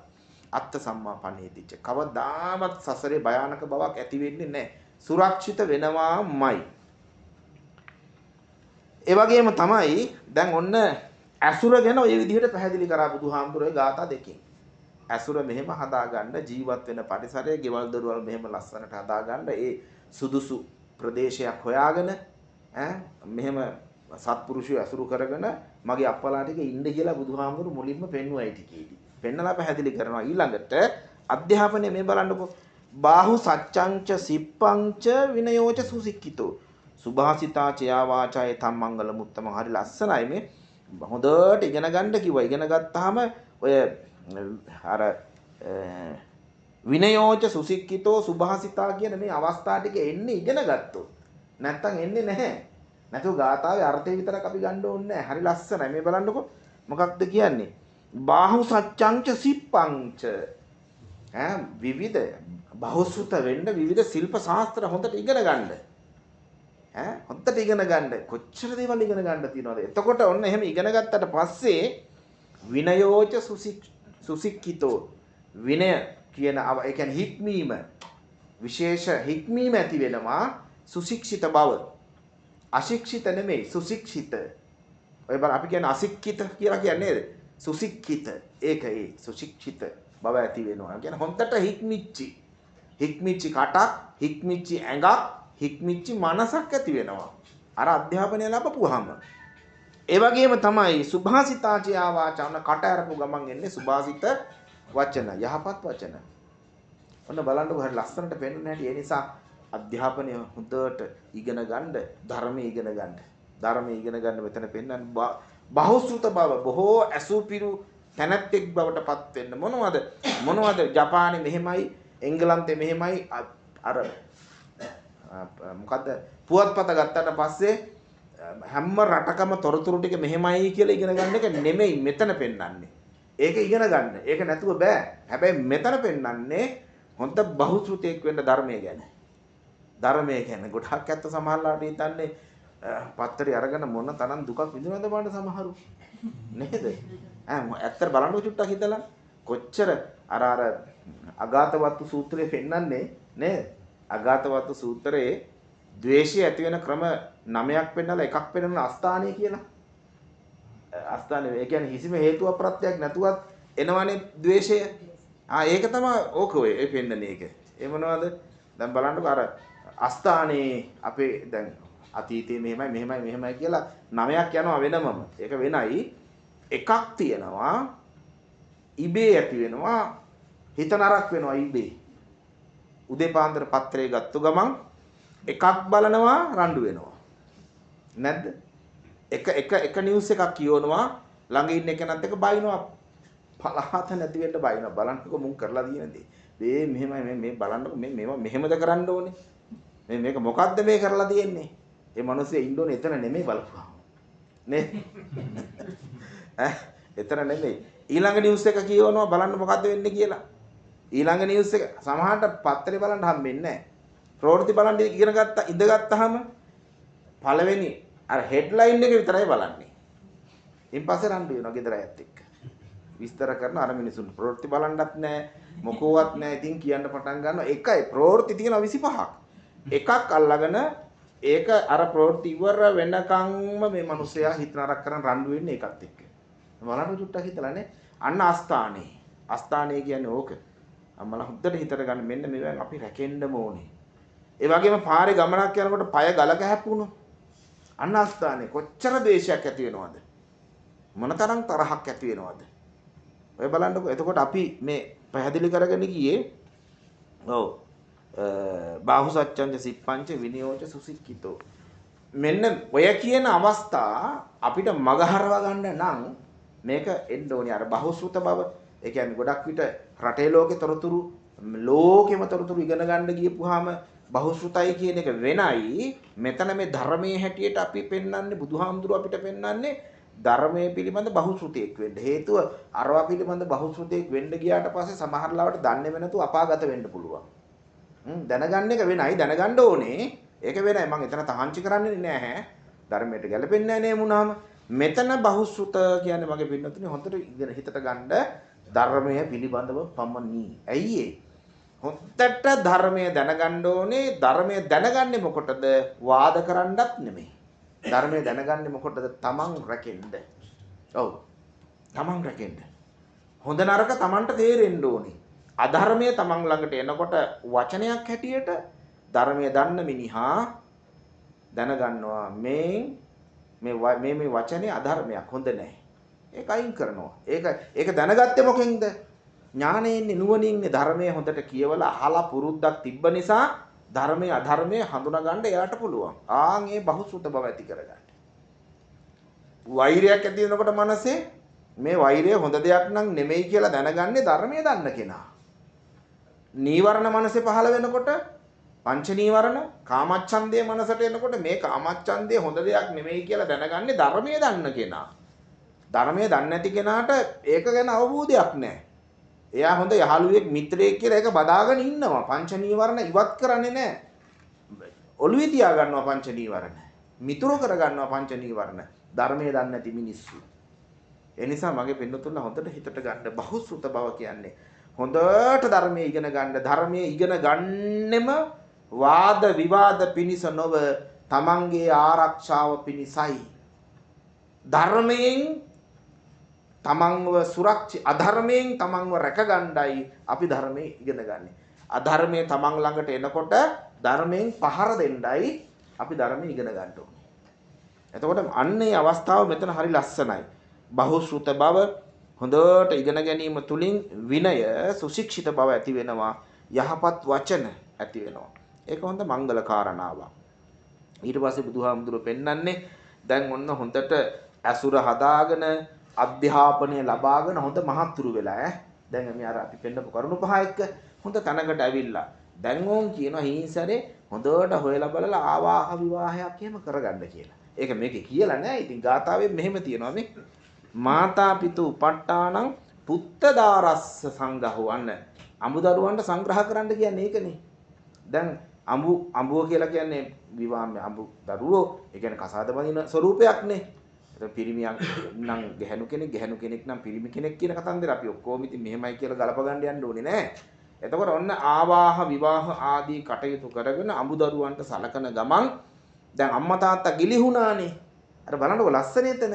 දැන් ඔතෙක් කල් අම්මා තාත්තා ගැන කිව්වේ නෑ. දැන් ආවාහ විවාහ වුණාට පස්සේ තනි පෞද්ගලික ජීවිතයකට යනවනේ. ඒ නිසා මිනිසුන්ට අමතක වෙයි කියලා බුදුහාමුදුරු ගැලපුවා මාතා පිතු උපට්ඨානං අම්මටත් තාත්තටත් සලකගෙන පුත්තදාරස්ස සංඝහෝ අමුදරුවන්ටත් සංග්‍රහ කරන්න. ලස්සනයි නේද? හරිම ලස්සනයි. අර හරි සියුම්ව දැකපු හැටි බලන්නකො. අපි කෙලීම ගාතාව බලලා බෑ චුට්ටක් කල්පනා කරනකොට මොකක්ද මේ කියලා හිතන්න හිතෙනවා. තේරුණා නේද? ඔන්න අමුදරුවන්ට සලකගෙන අම්මා තාත්තට සලකගෙන ඉන්න. ඒ වගේම අනාකුලාච කම්මන්තා. නිරවුල් කර්මාන්ත එහෙම කරන්න කිව්වා. දැන් අධර්මයේ දෙහෙම යන්න එපා. ඔන්න ඔතන පෙන්වන්නේ සම්මා ආජීවය. අනාකුලාච කම්මන්තා. ඔය බලන්නකෝ. අනවජ්ජානි කම්මානි කියලා ඊගාව එකේ තියෙනවා. ඒක වෙනම එකක්. බලන්න වටිනා තැන්. මාතා පිතු උපට්ඨානං පුත්තදාරස සංඝහෝ හොඳ ඇසුර අරගෙන පුංචි දරුවා හොඳට ඉගෙනගෙන සුදුසු ප්‍රදේශයකට ගිහිල්ලා එහෙම කටයුතු කළා අම්මා තාත්තා ගෙවල් දොරවල් හදලා දුන්නා හොඳට ඉගෙන ගත්තා. ඉගෙන ගත්තට පස්සේ ආවාහ විවාහ තැන් වලටපත් උනා. දැන් වෙනමම ගෙවල් හදාගත්ත අම්මා තාත්තාගේ ආభాෂයේ මත දැන් අම්මට තාත්තට සලකගෙන අමුදරුවන්ට සලකගෙන හොඳ ජීවන වෘත්තියක් තෝරාගෙන කටයුතු කරන්න කිව්වා. යන්න එපා කිව්වා වැරදි දේවල් වලට. අනාකුලාච කම්මන්තා ජීවන වෘත්ති සම්මා වායා සම්මා ආජීව නිවැරදි දිවි පැවැත්ම. ඒ කියන්නේ ධාර්මික රැකියාවක් කරන්න කිව්වා. ඒක දැන් මෙතන විග්‍රහ කරන්න ඕනේ නැහැ. ඔයාලට දන්නවා. ඕන් දැන් මංගල් මේ බලන්නකො මේ මිනිස්සුන්ගේ මංගල්‍ය කියන්නේ මේවා. කපුට හොයලා සැලලිහින් හොයලා හරියන්නේ නැහැ. නේද? හූනන්ගේ හඬ අහලා හරියන්නේ නැහැ. උන් ඉන්න එපා. උන් කෑ ගහන්න එපා. නේද? එක එක්කෙනා දර්ශන මල් කඩාගෙන වතුර ගෙනත් කලපුරවගෙන ගේ වටේ තියාගෙන ඉඳලා හරියන්නේ නැහැ. ඒවෙන් විතරක් මංගල්‍යයක් වෙනවා මිනිසුන්ට කියලා හිතලා හරියන්නේ නැහැ පින්නතුනේ. ඒවා තිබ්බට කමක් නැහැ. එපා කියන්නේ නැහැ. ඒවා තියාගන්න. හැබැයි නියමම මංගල්‍ය තමන් තුලයි තියෙන්නේ. නියමම අවමංගල්‍ය තියෙන්නේ තමන් තුලයි. මේ පෙන්වන්නේ මංගල්‍ය වෙනවා සත්පුරුෂයෝ ඇසුරු කළොත් අවමංගල්‍ය වෙනවා අසත්පුරුෂයෝ ඇසුරු කළොත්. හරි ලස්සනයිනේ. හරි ලස්සන. ඔන්න තේරුම් ගන්න මේ විදිහට. ඒ වගේම පෙන්නනවා දැන් ඉතින් ගෙවල් දොරවල් හදාගෙන අම්මා තාත්තා එහෙම කරගෙන හොඳ ධාර්මික ජීවිතයක් ගත කරනකොට මෙන්න මේ පැත්තට යන්න කියලා හිංසරේ පෙන්නනවා මොකද්ද? දානංච ධම්මචර්යාච ඥාතකානංච සංඝහෝ. මේ බලන්නකෝ. අනවජ්ජානි කම්මානි. අන්න එතනත් එකක් එනවා. ඒතං මංගල මුත්තමං. දැන් ඔය ඉන්න ගමන් දානමාන පින්කම් එහෙම කරන්න කිව්වා. ඒ කියන්නේ ආගමික ජීවිතයේ සම්බන්ධතාවය පෙන්වන්නේ මේ. ගිහි පැවිදි සම්බන්ධතාවය. සිඟාලෝවාද සූත්‍රයේ පෙන්නනවානේ. ගිහියා පැවිද්දට මෛත්‍රියෙන් කාය කර්ම, වචී කර්ම, මනෝ කර්ම කිව්වනේ. ඒක නේද මේ ගලපන්නේ ලස්සනට. ඒකයි මේ ගලපන්නේ ලස්සනට. බලන්නකො ඔක්කොම එකට බද්ධ වෙලා තියෙන්නේ මගේ පින්නතුනි හිතට ගන්න. එහෙම ගලපලා කියනවා දානමාන ආදී කටයුතු ඒක හතර පැත්තෙන්ම තියෙනවා. ධම්මචර්යාච අන්න ධම්මචර්යා. ධම්මචර්යා කියන්නේ දස කුසල්. දස කුසල්. අධම්මචර්යා කියන්නේ දස අකුසල්. සමචර්යා කියන්නේ දස කුසල්. හරිද? දස කුසල්මයි පින්නතුනි ධර්මය. දස කුසල්මයි ධර්මය. එතකොට ධම්මචර්යාච ඥාතකානංච සංඝහෝ. ඔන්න දැන් ඔයාගේ ඥාතීනුත් ඔයාට ඇවිල්ලයි. දැන් පිරිමියෙක් නම් කාන්තාවක් ගෙනාවනේ. එතකොට කාන්තාවගේ පැත්තේ කවුද මෙයාගේ? ඥාතීන්නේ. ඥාතකානංච සංඝහෝ ඥාතීන්ටත් සංග්‍රහ කරන්න කිව්වා. එතකොට ඉන සූත්‍රේ හරි අත්තිත්ති සූත්‍රයේද මට සූත්‍රය හරියටම එන්නේ නැහැ. අර පංචබලි වල බුදුහාමුදුරුවෝ කිව්වේ නේද? ඔව් පංචබලි වල කිව්වේ ඥාති බලි කියලා. ඔව් පුබ්බපේත බලි, දේවතා බලි, ඥාති බලි, රාජ බලි කියලා ඔහොම බලි පහක් වෙන්නේ පංච බලි කියලා. ඥාති බලි. ඔය බලන්නකො හම්බ කරන ධනයෙන් ඥාතීන්ටත් යම් කොටසක් දෙන්න. ඒ කියන්නේ 50000ක් වෙනවා නම් 10000ක් ඥාතියින්ට දෙන්න කියලා නෙමෙයි මේ කියන්නේ. කැවුම් ගෙඩියක් හදාගෙන බිස්කට් එකක් අරගෙන කෙහෙල් ගෙඩි දෙක තුනක් හරි අරගෙන යන්න ඥාතියින් බලන්න මාස දෙක තුනකට සැරයක්. කොච්චර ලස්සනද නේද? දැන් ඔයත්ෝ මෙහෙ ඉන්නේ නැද්දි වුණත් අම්මා තාත්තා ඉන්නවනම් ලංකාවේ යන්නේ නැද්ද? අවුරුද්දකට දෙකකට සැරයක් හරි යනවා. ඒ යනකොට බලන්නකො ඒගොල්ලෝ සතුටු කරන්න අරගෙන යන ಜಾති. ඥාති සංග්‍රහය. දැන් අපි ගමේ යනවා කියලා ගෙදරදී යන්නේ නේද? කැවුම් ටිකක් උයාගෙන ආස්මී ටිකක් හදාගෙන කොකිස් ටිකක් හදාගෙන කෙසෙල් කැනක්ම ඉදවගෙන නේද? ඉස්සර නම් ඉතින් 3-4 දෙනෙක් එකතු කරගෙන යනවා කර තියාගෙන. දැන් නම් 3 wheel එහෙම තියෙන හින්දා වාහන තියෙන හින්දා ඒවැ දාගෙන යනවා. ඉතින් දෙන්නේ 3 දෙනෙක්. අත ගන්න පිරිස අඩු වුණා එතකොටනේ. පිරිස අඩු වුණා. ඉස්සර පිරිස වැඩි. පිරිස වැඩි අර උස්සගෙන යන්නත් එපා. ඥාතීන්ට සංග්‍රහ කරන්න කිව්වා. දැන් ඥාතීන් ඔබට ඇවිල්ලා ඥාතීන් බෝ වෙලා කොච්චර ලස්සන ජීවන දර්ශනයක්ද මහා මංගල සූත්‍රයේ. ගොඩක් විට අපි අහලා අත දික් කරා පමණි බඳින්න පිරිත් නූල කියලා. අර්ථය හැංගුවා. හැමෝම නෙමෙයි හැමෝම නෙමෙයි. පිරිත් පැන්ඩින්ගට විතරක් පිරිත් නූලට විතරක් යොමු කළා මෙච්චර වටිනා ජීවන දර්ශනය. මේ ජීවන දර්ශනේ බුදුදහමේ තියෙන දැක්ම මේ අපි ජීවත් වෙන්න ඕන කොහොමද කියන ක්‍රමය මේ. මිනිසු පුරුදු වෙලා ඉන්නේ තුන් සූත්‍රයේ ජප කරලා දුන්නා නම් හොඳටම ඇති කියලා. ගොඩක් ඇත්තෝ ගම් වල ඉන්න අය එහෙම තමයි හිතාගෙන ඉන්නේ. එහෙම හිතනවා. ඉතින් අපි ඒවා පැහැදිලි කරලා දෙනවා ඒ ඇත්තන්ට. ඉතින් ඒක අපි මේ ගම් වල මෙහෙමයි කියලා පහත් කරනවා නෙමෙයි. අවබෝධයේ තරම වෙන දෙයක් නෙමෙයි. එතකොට ඔන්න එහෙම හරි ලස්සනට පෙන්වන ඥාතියින් මුණ ගැහිලා ඒ ඇත්තන්ට සංග්‍රහ කරලා අනවජ්ජානි කම්මානි ඔන්න වැරදි වැඩ එහෙම කරන්න එපා. ඒ කියන්නේ කුසල්ම කරන්න අකුසල් කරන්න එපා කියලා පැහැදිලි කරගෙන දැන් කියනවා කෙලිම ඍජුවම පෙන්නනවා සමාජ ජීවිතයට දැන් ඔයා ඇවිල්ලා වැඩිහිටියෙක්නේ දැන් ඔයා ඥාතියින්ට සංග්‍රහ කරන අඹදරුවෝ ඉන්න වැඩිහිටියෙක්. ඒ නිසා ආරති විරති පාපා මජ්ජපානාච සංයමෝ අප්පමාදෝච ධම්මේසු ඔන්න පව්කම් අකුසල කම් වල ඇලෙන්න එපා. එවෙන් අයින් වෙන්න. මජ්ජපානාච සංයමෝ මත්වන දේවල් වල පවා සංවරශීලී වෙන්න. නේද? සංවරශීලී වෙන්න කියලා කියන්නේ. ඒ වගේම අප්පමාදෝච ධම්මේසු ධර්මයට ප්‍රමාද වෙන්න එපා. ධර්මානුකූලව කටයුතු කරන්න. ඔන්න සමාජගත ජීවිතය මහා දැහැමි කෙනෙක් බවට පත් කරන්න උන්වහන්සේ පෙන්නන මේක මංගල්‍යයක්. එතකොට gedara ජීවිතේ හරියනවා, පෞල් ජීවිතේ හරියනවා, සමාජ ජීවිතේ හරියනවා. ඒ මංගල්‍යයක් නෙවෙන්නේ. අවමංගල්‍යයක් නෑ. හැම තැනම යන තැන යාගේ ජීවිතේ මංගල්‍යයක් වෙන්නේ. අවමංගල්‍ය මොකවත් නෑ. ඉතින් ඔන්න ඔය විදිහට පින්නතුනේ පැහැදිලි කරලා හරි ලස්සනට පෙන්නනවා. දැන් සමාජ ජීවිතේත් හරි දැන් ඉතින් අවුරුදු 60ක් විතර වුණා 55ක් 60ක් වුණා. දැන් තනි කරම නිවන මුල් කරගෙනම කටයුතු කරන්න කිව්වා. ඒ පැත්ත මේ බලන්නකෝ. ගාරවෝච නිවාතෝච සන්තුට්ටීච කතඤ්ඤුතා කාලේන ධම්ම සවණං. ඕම් වටිනාම තැන්. ගාරවෝච ගරු කළ යුත්තන්ට ගරු කරන්න කිව්වා. ඒ කියන්නේ බුදු පසේ බුදු මහරහත් ආදී උත්තමයන්ට වඳින්න පුදන්න. තමන්ගේ දැන් මේ වෙනකොට ඒ ඇත්තන්ට ගුරුවරුත් නැහනේ. දෙමව්පියෝ සමහරට මැරිලා. ඒගොල්ලන්ගේ. දැන් ඒගොල්ලන්ට ඉන්න ගරු කළ යුත්තෝ බුදු පසේ බුදු මහරහත් උත්තම ගුණ නුවණ වඩ නැත්තෝ. ඒ ඇත්තන්ට ගෞරව කරලා නිවාතෝච නිහතමානී බව අනතිමානී බව ඇති කරගන්න. නිහතමානී කියන්නේ මානය නසපුනේ රහත්නේ. අනතිමානී මානය ටිකක් අඩු කරගන්න එක. මොකද මානෙ හින්දෙන්ද වැඩි වෙනවා වයසට යනකොට. මානෙ වැඩි නැහැ. ඉතින් ඉස්සර මානෙ අඩු උනේ ටිකයිනේ තිබ්බේ.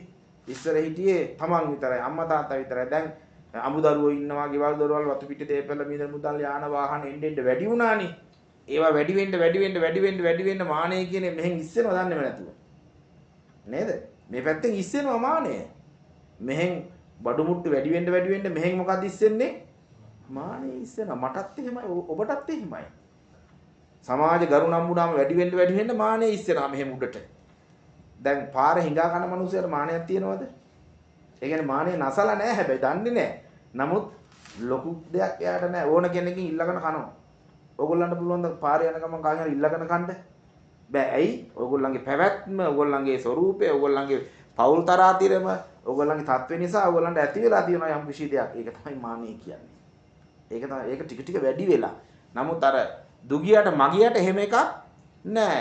ඔය ගියපු තැනක ගිහිල්ලා කඩ මැන්ඩියේ පිලක හරි බුදියෙන්න පුළුවන්. මං කියන්නේ ඒක හොඳයි කියලා. මං නිකන් ගලපලා පෙන්නනවා විතරයි. අපි කඩ මැන්ඩියේ බුදියෙන්න යන්න ඕනේ නෑ.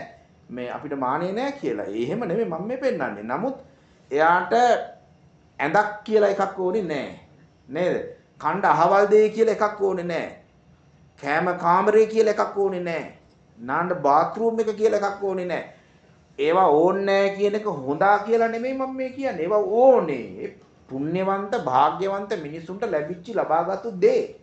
නමුත් මම එතනින් ගලපලා පෙන්නන්නේ මේ මානෙ කියන එකේ තරම ස්වરૂපය. ඒ කියන්නේ අයිති වෙන්නනේ මමත්වයේ කියන එක එන්නේ පින්නතුනේ. අයිති දේවල් නැති වෙනකොට මමත්වේ නැහැ. ඒ මිනිහා මානෙ නැසලා නෙමෙයි කිව්වේ ඒකයි මම හිත ඇතුලේ තියෙනවා. ඒක විග්‍රහ කරන ක්‍රමයක් ඔය. තේරුණානේ? එතකොට නිමාතෝච සන්තුට්ටි දැන් ලද දෙයින් සන්තෝෂ වෙන්න කිව්වා. යථා ලාභ නේද? යථා බල යථා සාරුප්ප කියලා තියෙනවනේ. ඔය කාලේ එනකොට එන්න වැඩි වෙන්න සමහරුන්ට ඉවස ගන්න බෑ. තව ඕනේ. ඇතිවීමක් නෑ. මදි කියලා දඟලනවා. ඒක ඒ තරම් හොඳ දෙයක් නෙමෙයි. ඒ නිසා බුදුහාමුදුරුවෝ කිව්වා සන්තුට්ටි ඇති කරගන්න. දැන් ඇති කියලා හිතන්න කිව්වා. දැන් ඇති කියලා හිතන්න. මේ හොද්දටම ඇති ප්‍රමාණවත් කියලා හිතන්න කියලා කිව්වා. කතඤ්ඤුතා දැන් තමන් ඔතෙන්ට එන්න ගොඩක් අය සලකපු අය ඉන්නවා. අමාරු වෙලා මේගොල්ලන්ට එහෙම කෘතවේදී වෙන්න කියලාත් කියනවා. නේද? මුලදිව දුන්නේ නැහැනේ කතඤ්ඤුතා කියලා. ඇසුර ගැන කියනකොට අසේවනාච බාලානම් කතඤ්ඤුතා කියලා කිව්වේ නැහැනේ. දැන් එයා යම් සමාජ තත්වයකට ආවා. ඒ එන්න ඔබට උදව් කරපු මිනිස්සු ඕන තරම් ඉන්නවා. ඉන්නවනම් හොයලා බලලා කෘතගුණ සලකන්න. කතඤ්ඤුතා දැන් ඔන්න කාලේන ධම්ම ශ්‍රවණං ඕම් සුදුසු කල්හි ධර්ම ශ්‍රවණය. ඔන්න හොඳා කියලා කිව්වා. ඒ කියන්නේ මොකද්ද සුදුසු කල්හි ධර්ම ශ්‍රවණය කියලා කියන්නේ? අදහස් දෙකක් ගන්න පුළුවන් අපිට. නියමම අදහස ධර්මයේ පෙන්වන්නේ මනස තුල පංච නීවරණ ධර්ම ඇවිල්ලා හිත විසිරෙනකොට සුදුසුමයි මොකේටද? ධර්ම ශ්‍රවණයට. ඇයි? විසිරිච්ච මනස නැවත සංවර කරගන්න බණ අහන්න ඕනේ. බණ අහන්න ඕනේ.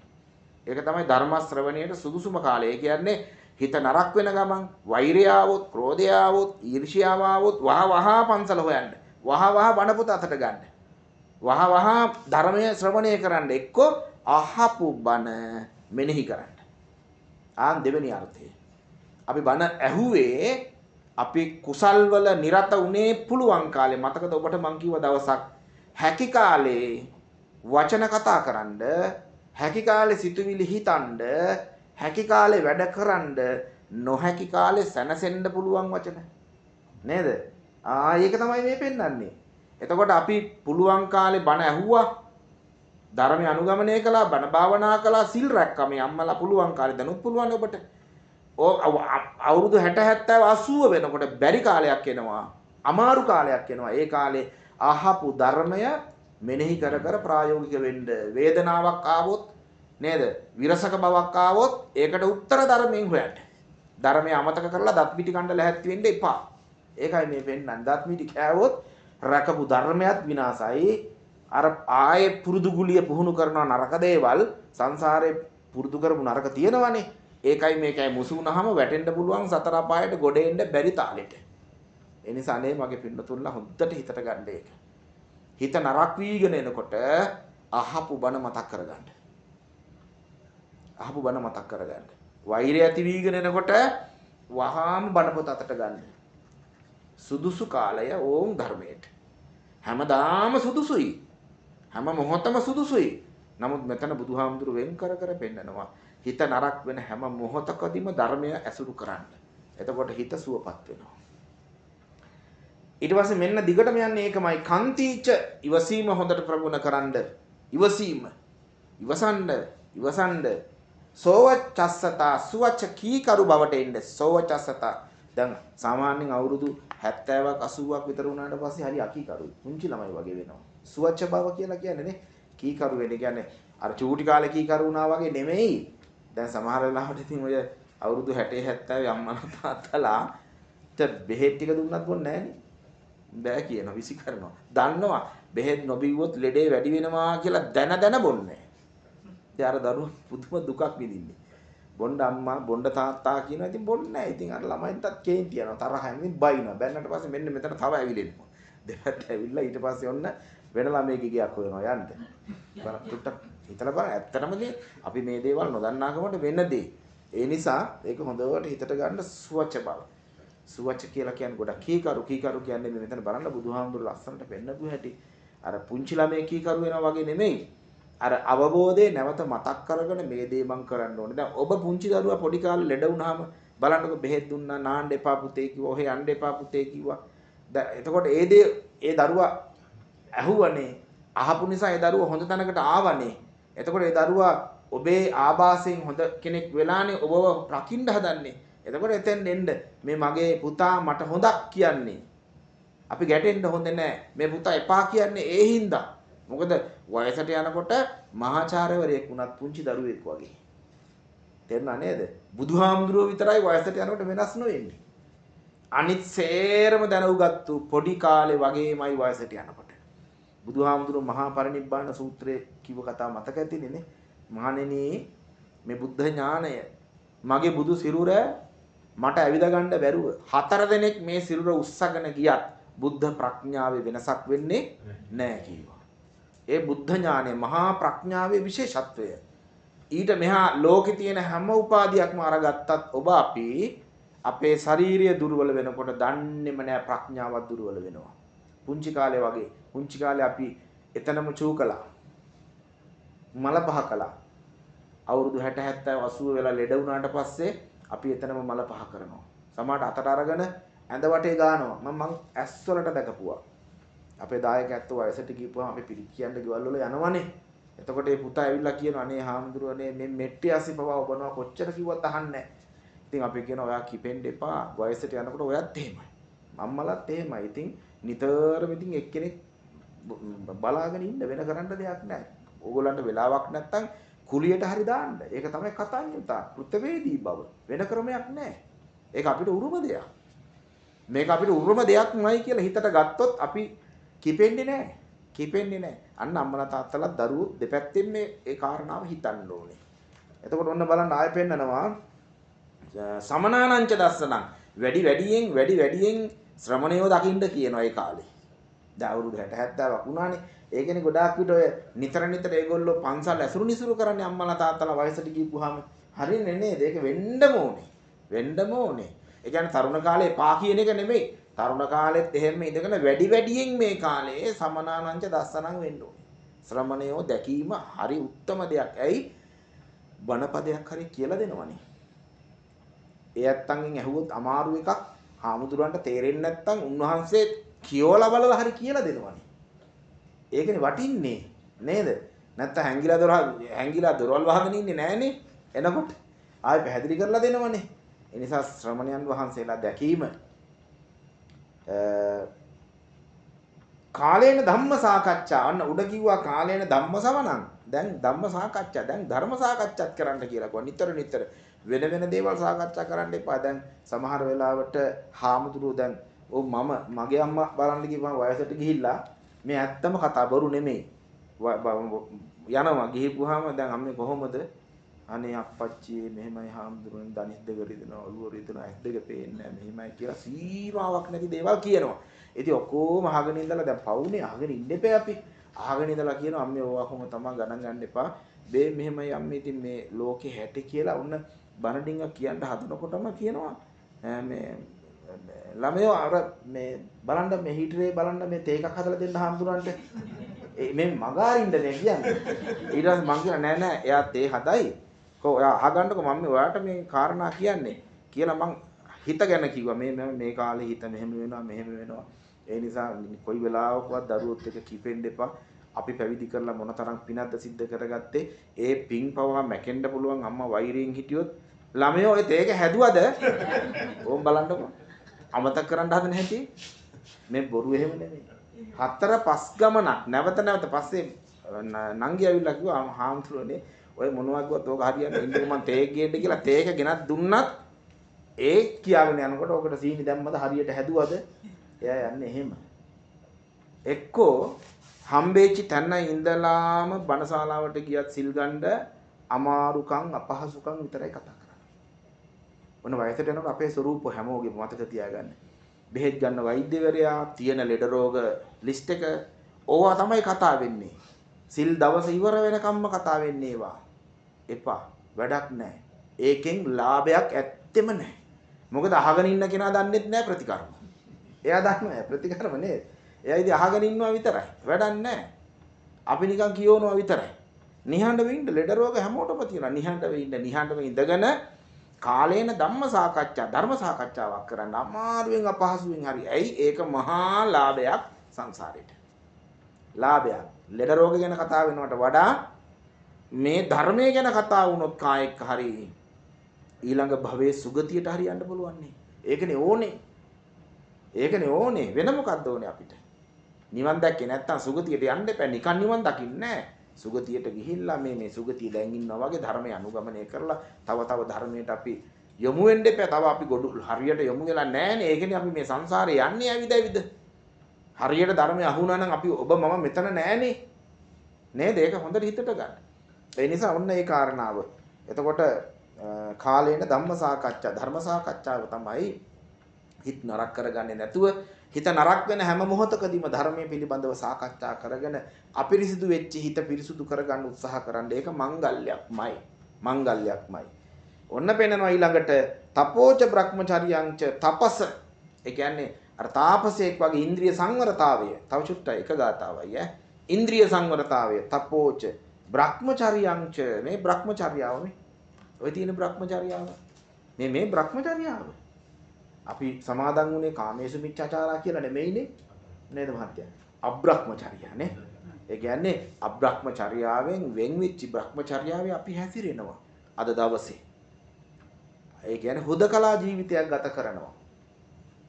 අපිට දහමෙන් අයිතිය තිබුණත් ඉඩ ප්‍රස්තාව දීලා තිබුණත් තුන්වෙනි ශික්ෂාපදයට අද කොහෙත්ම ඉඩක් නැහැ. නීත්‍යානුකූල භාවයටවත් ඉඩක් නැහැ.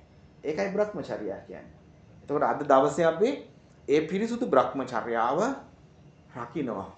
ආරක්ෂා කරන එක තමයි අටසිල් වල සුවිශේෂත්වය. බ්‍රහ්මයාගේ ස්වરૂපේ නිහඬයි, නිශ්ශබ්දයි, තනිවම බණ භාවනා ධාන සූයේ විදිනවා.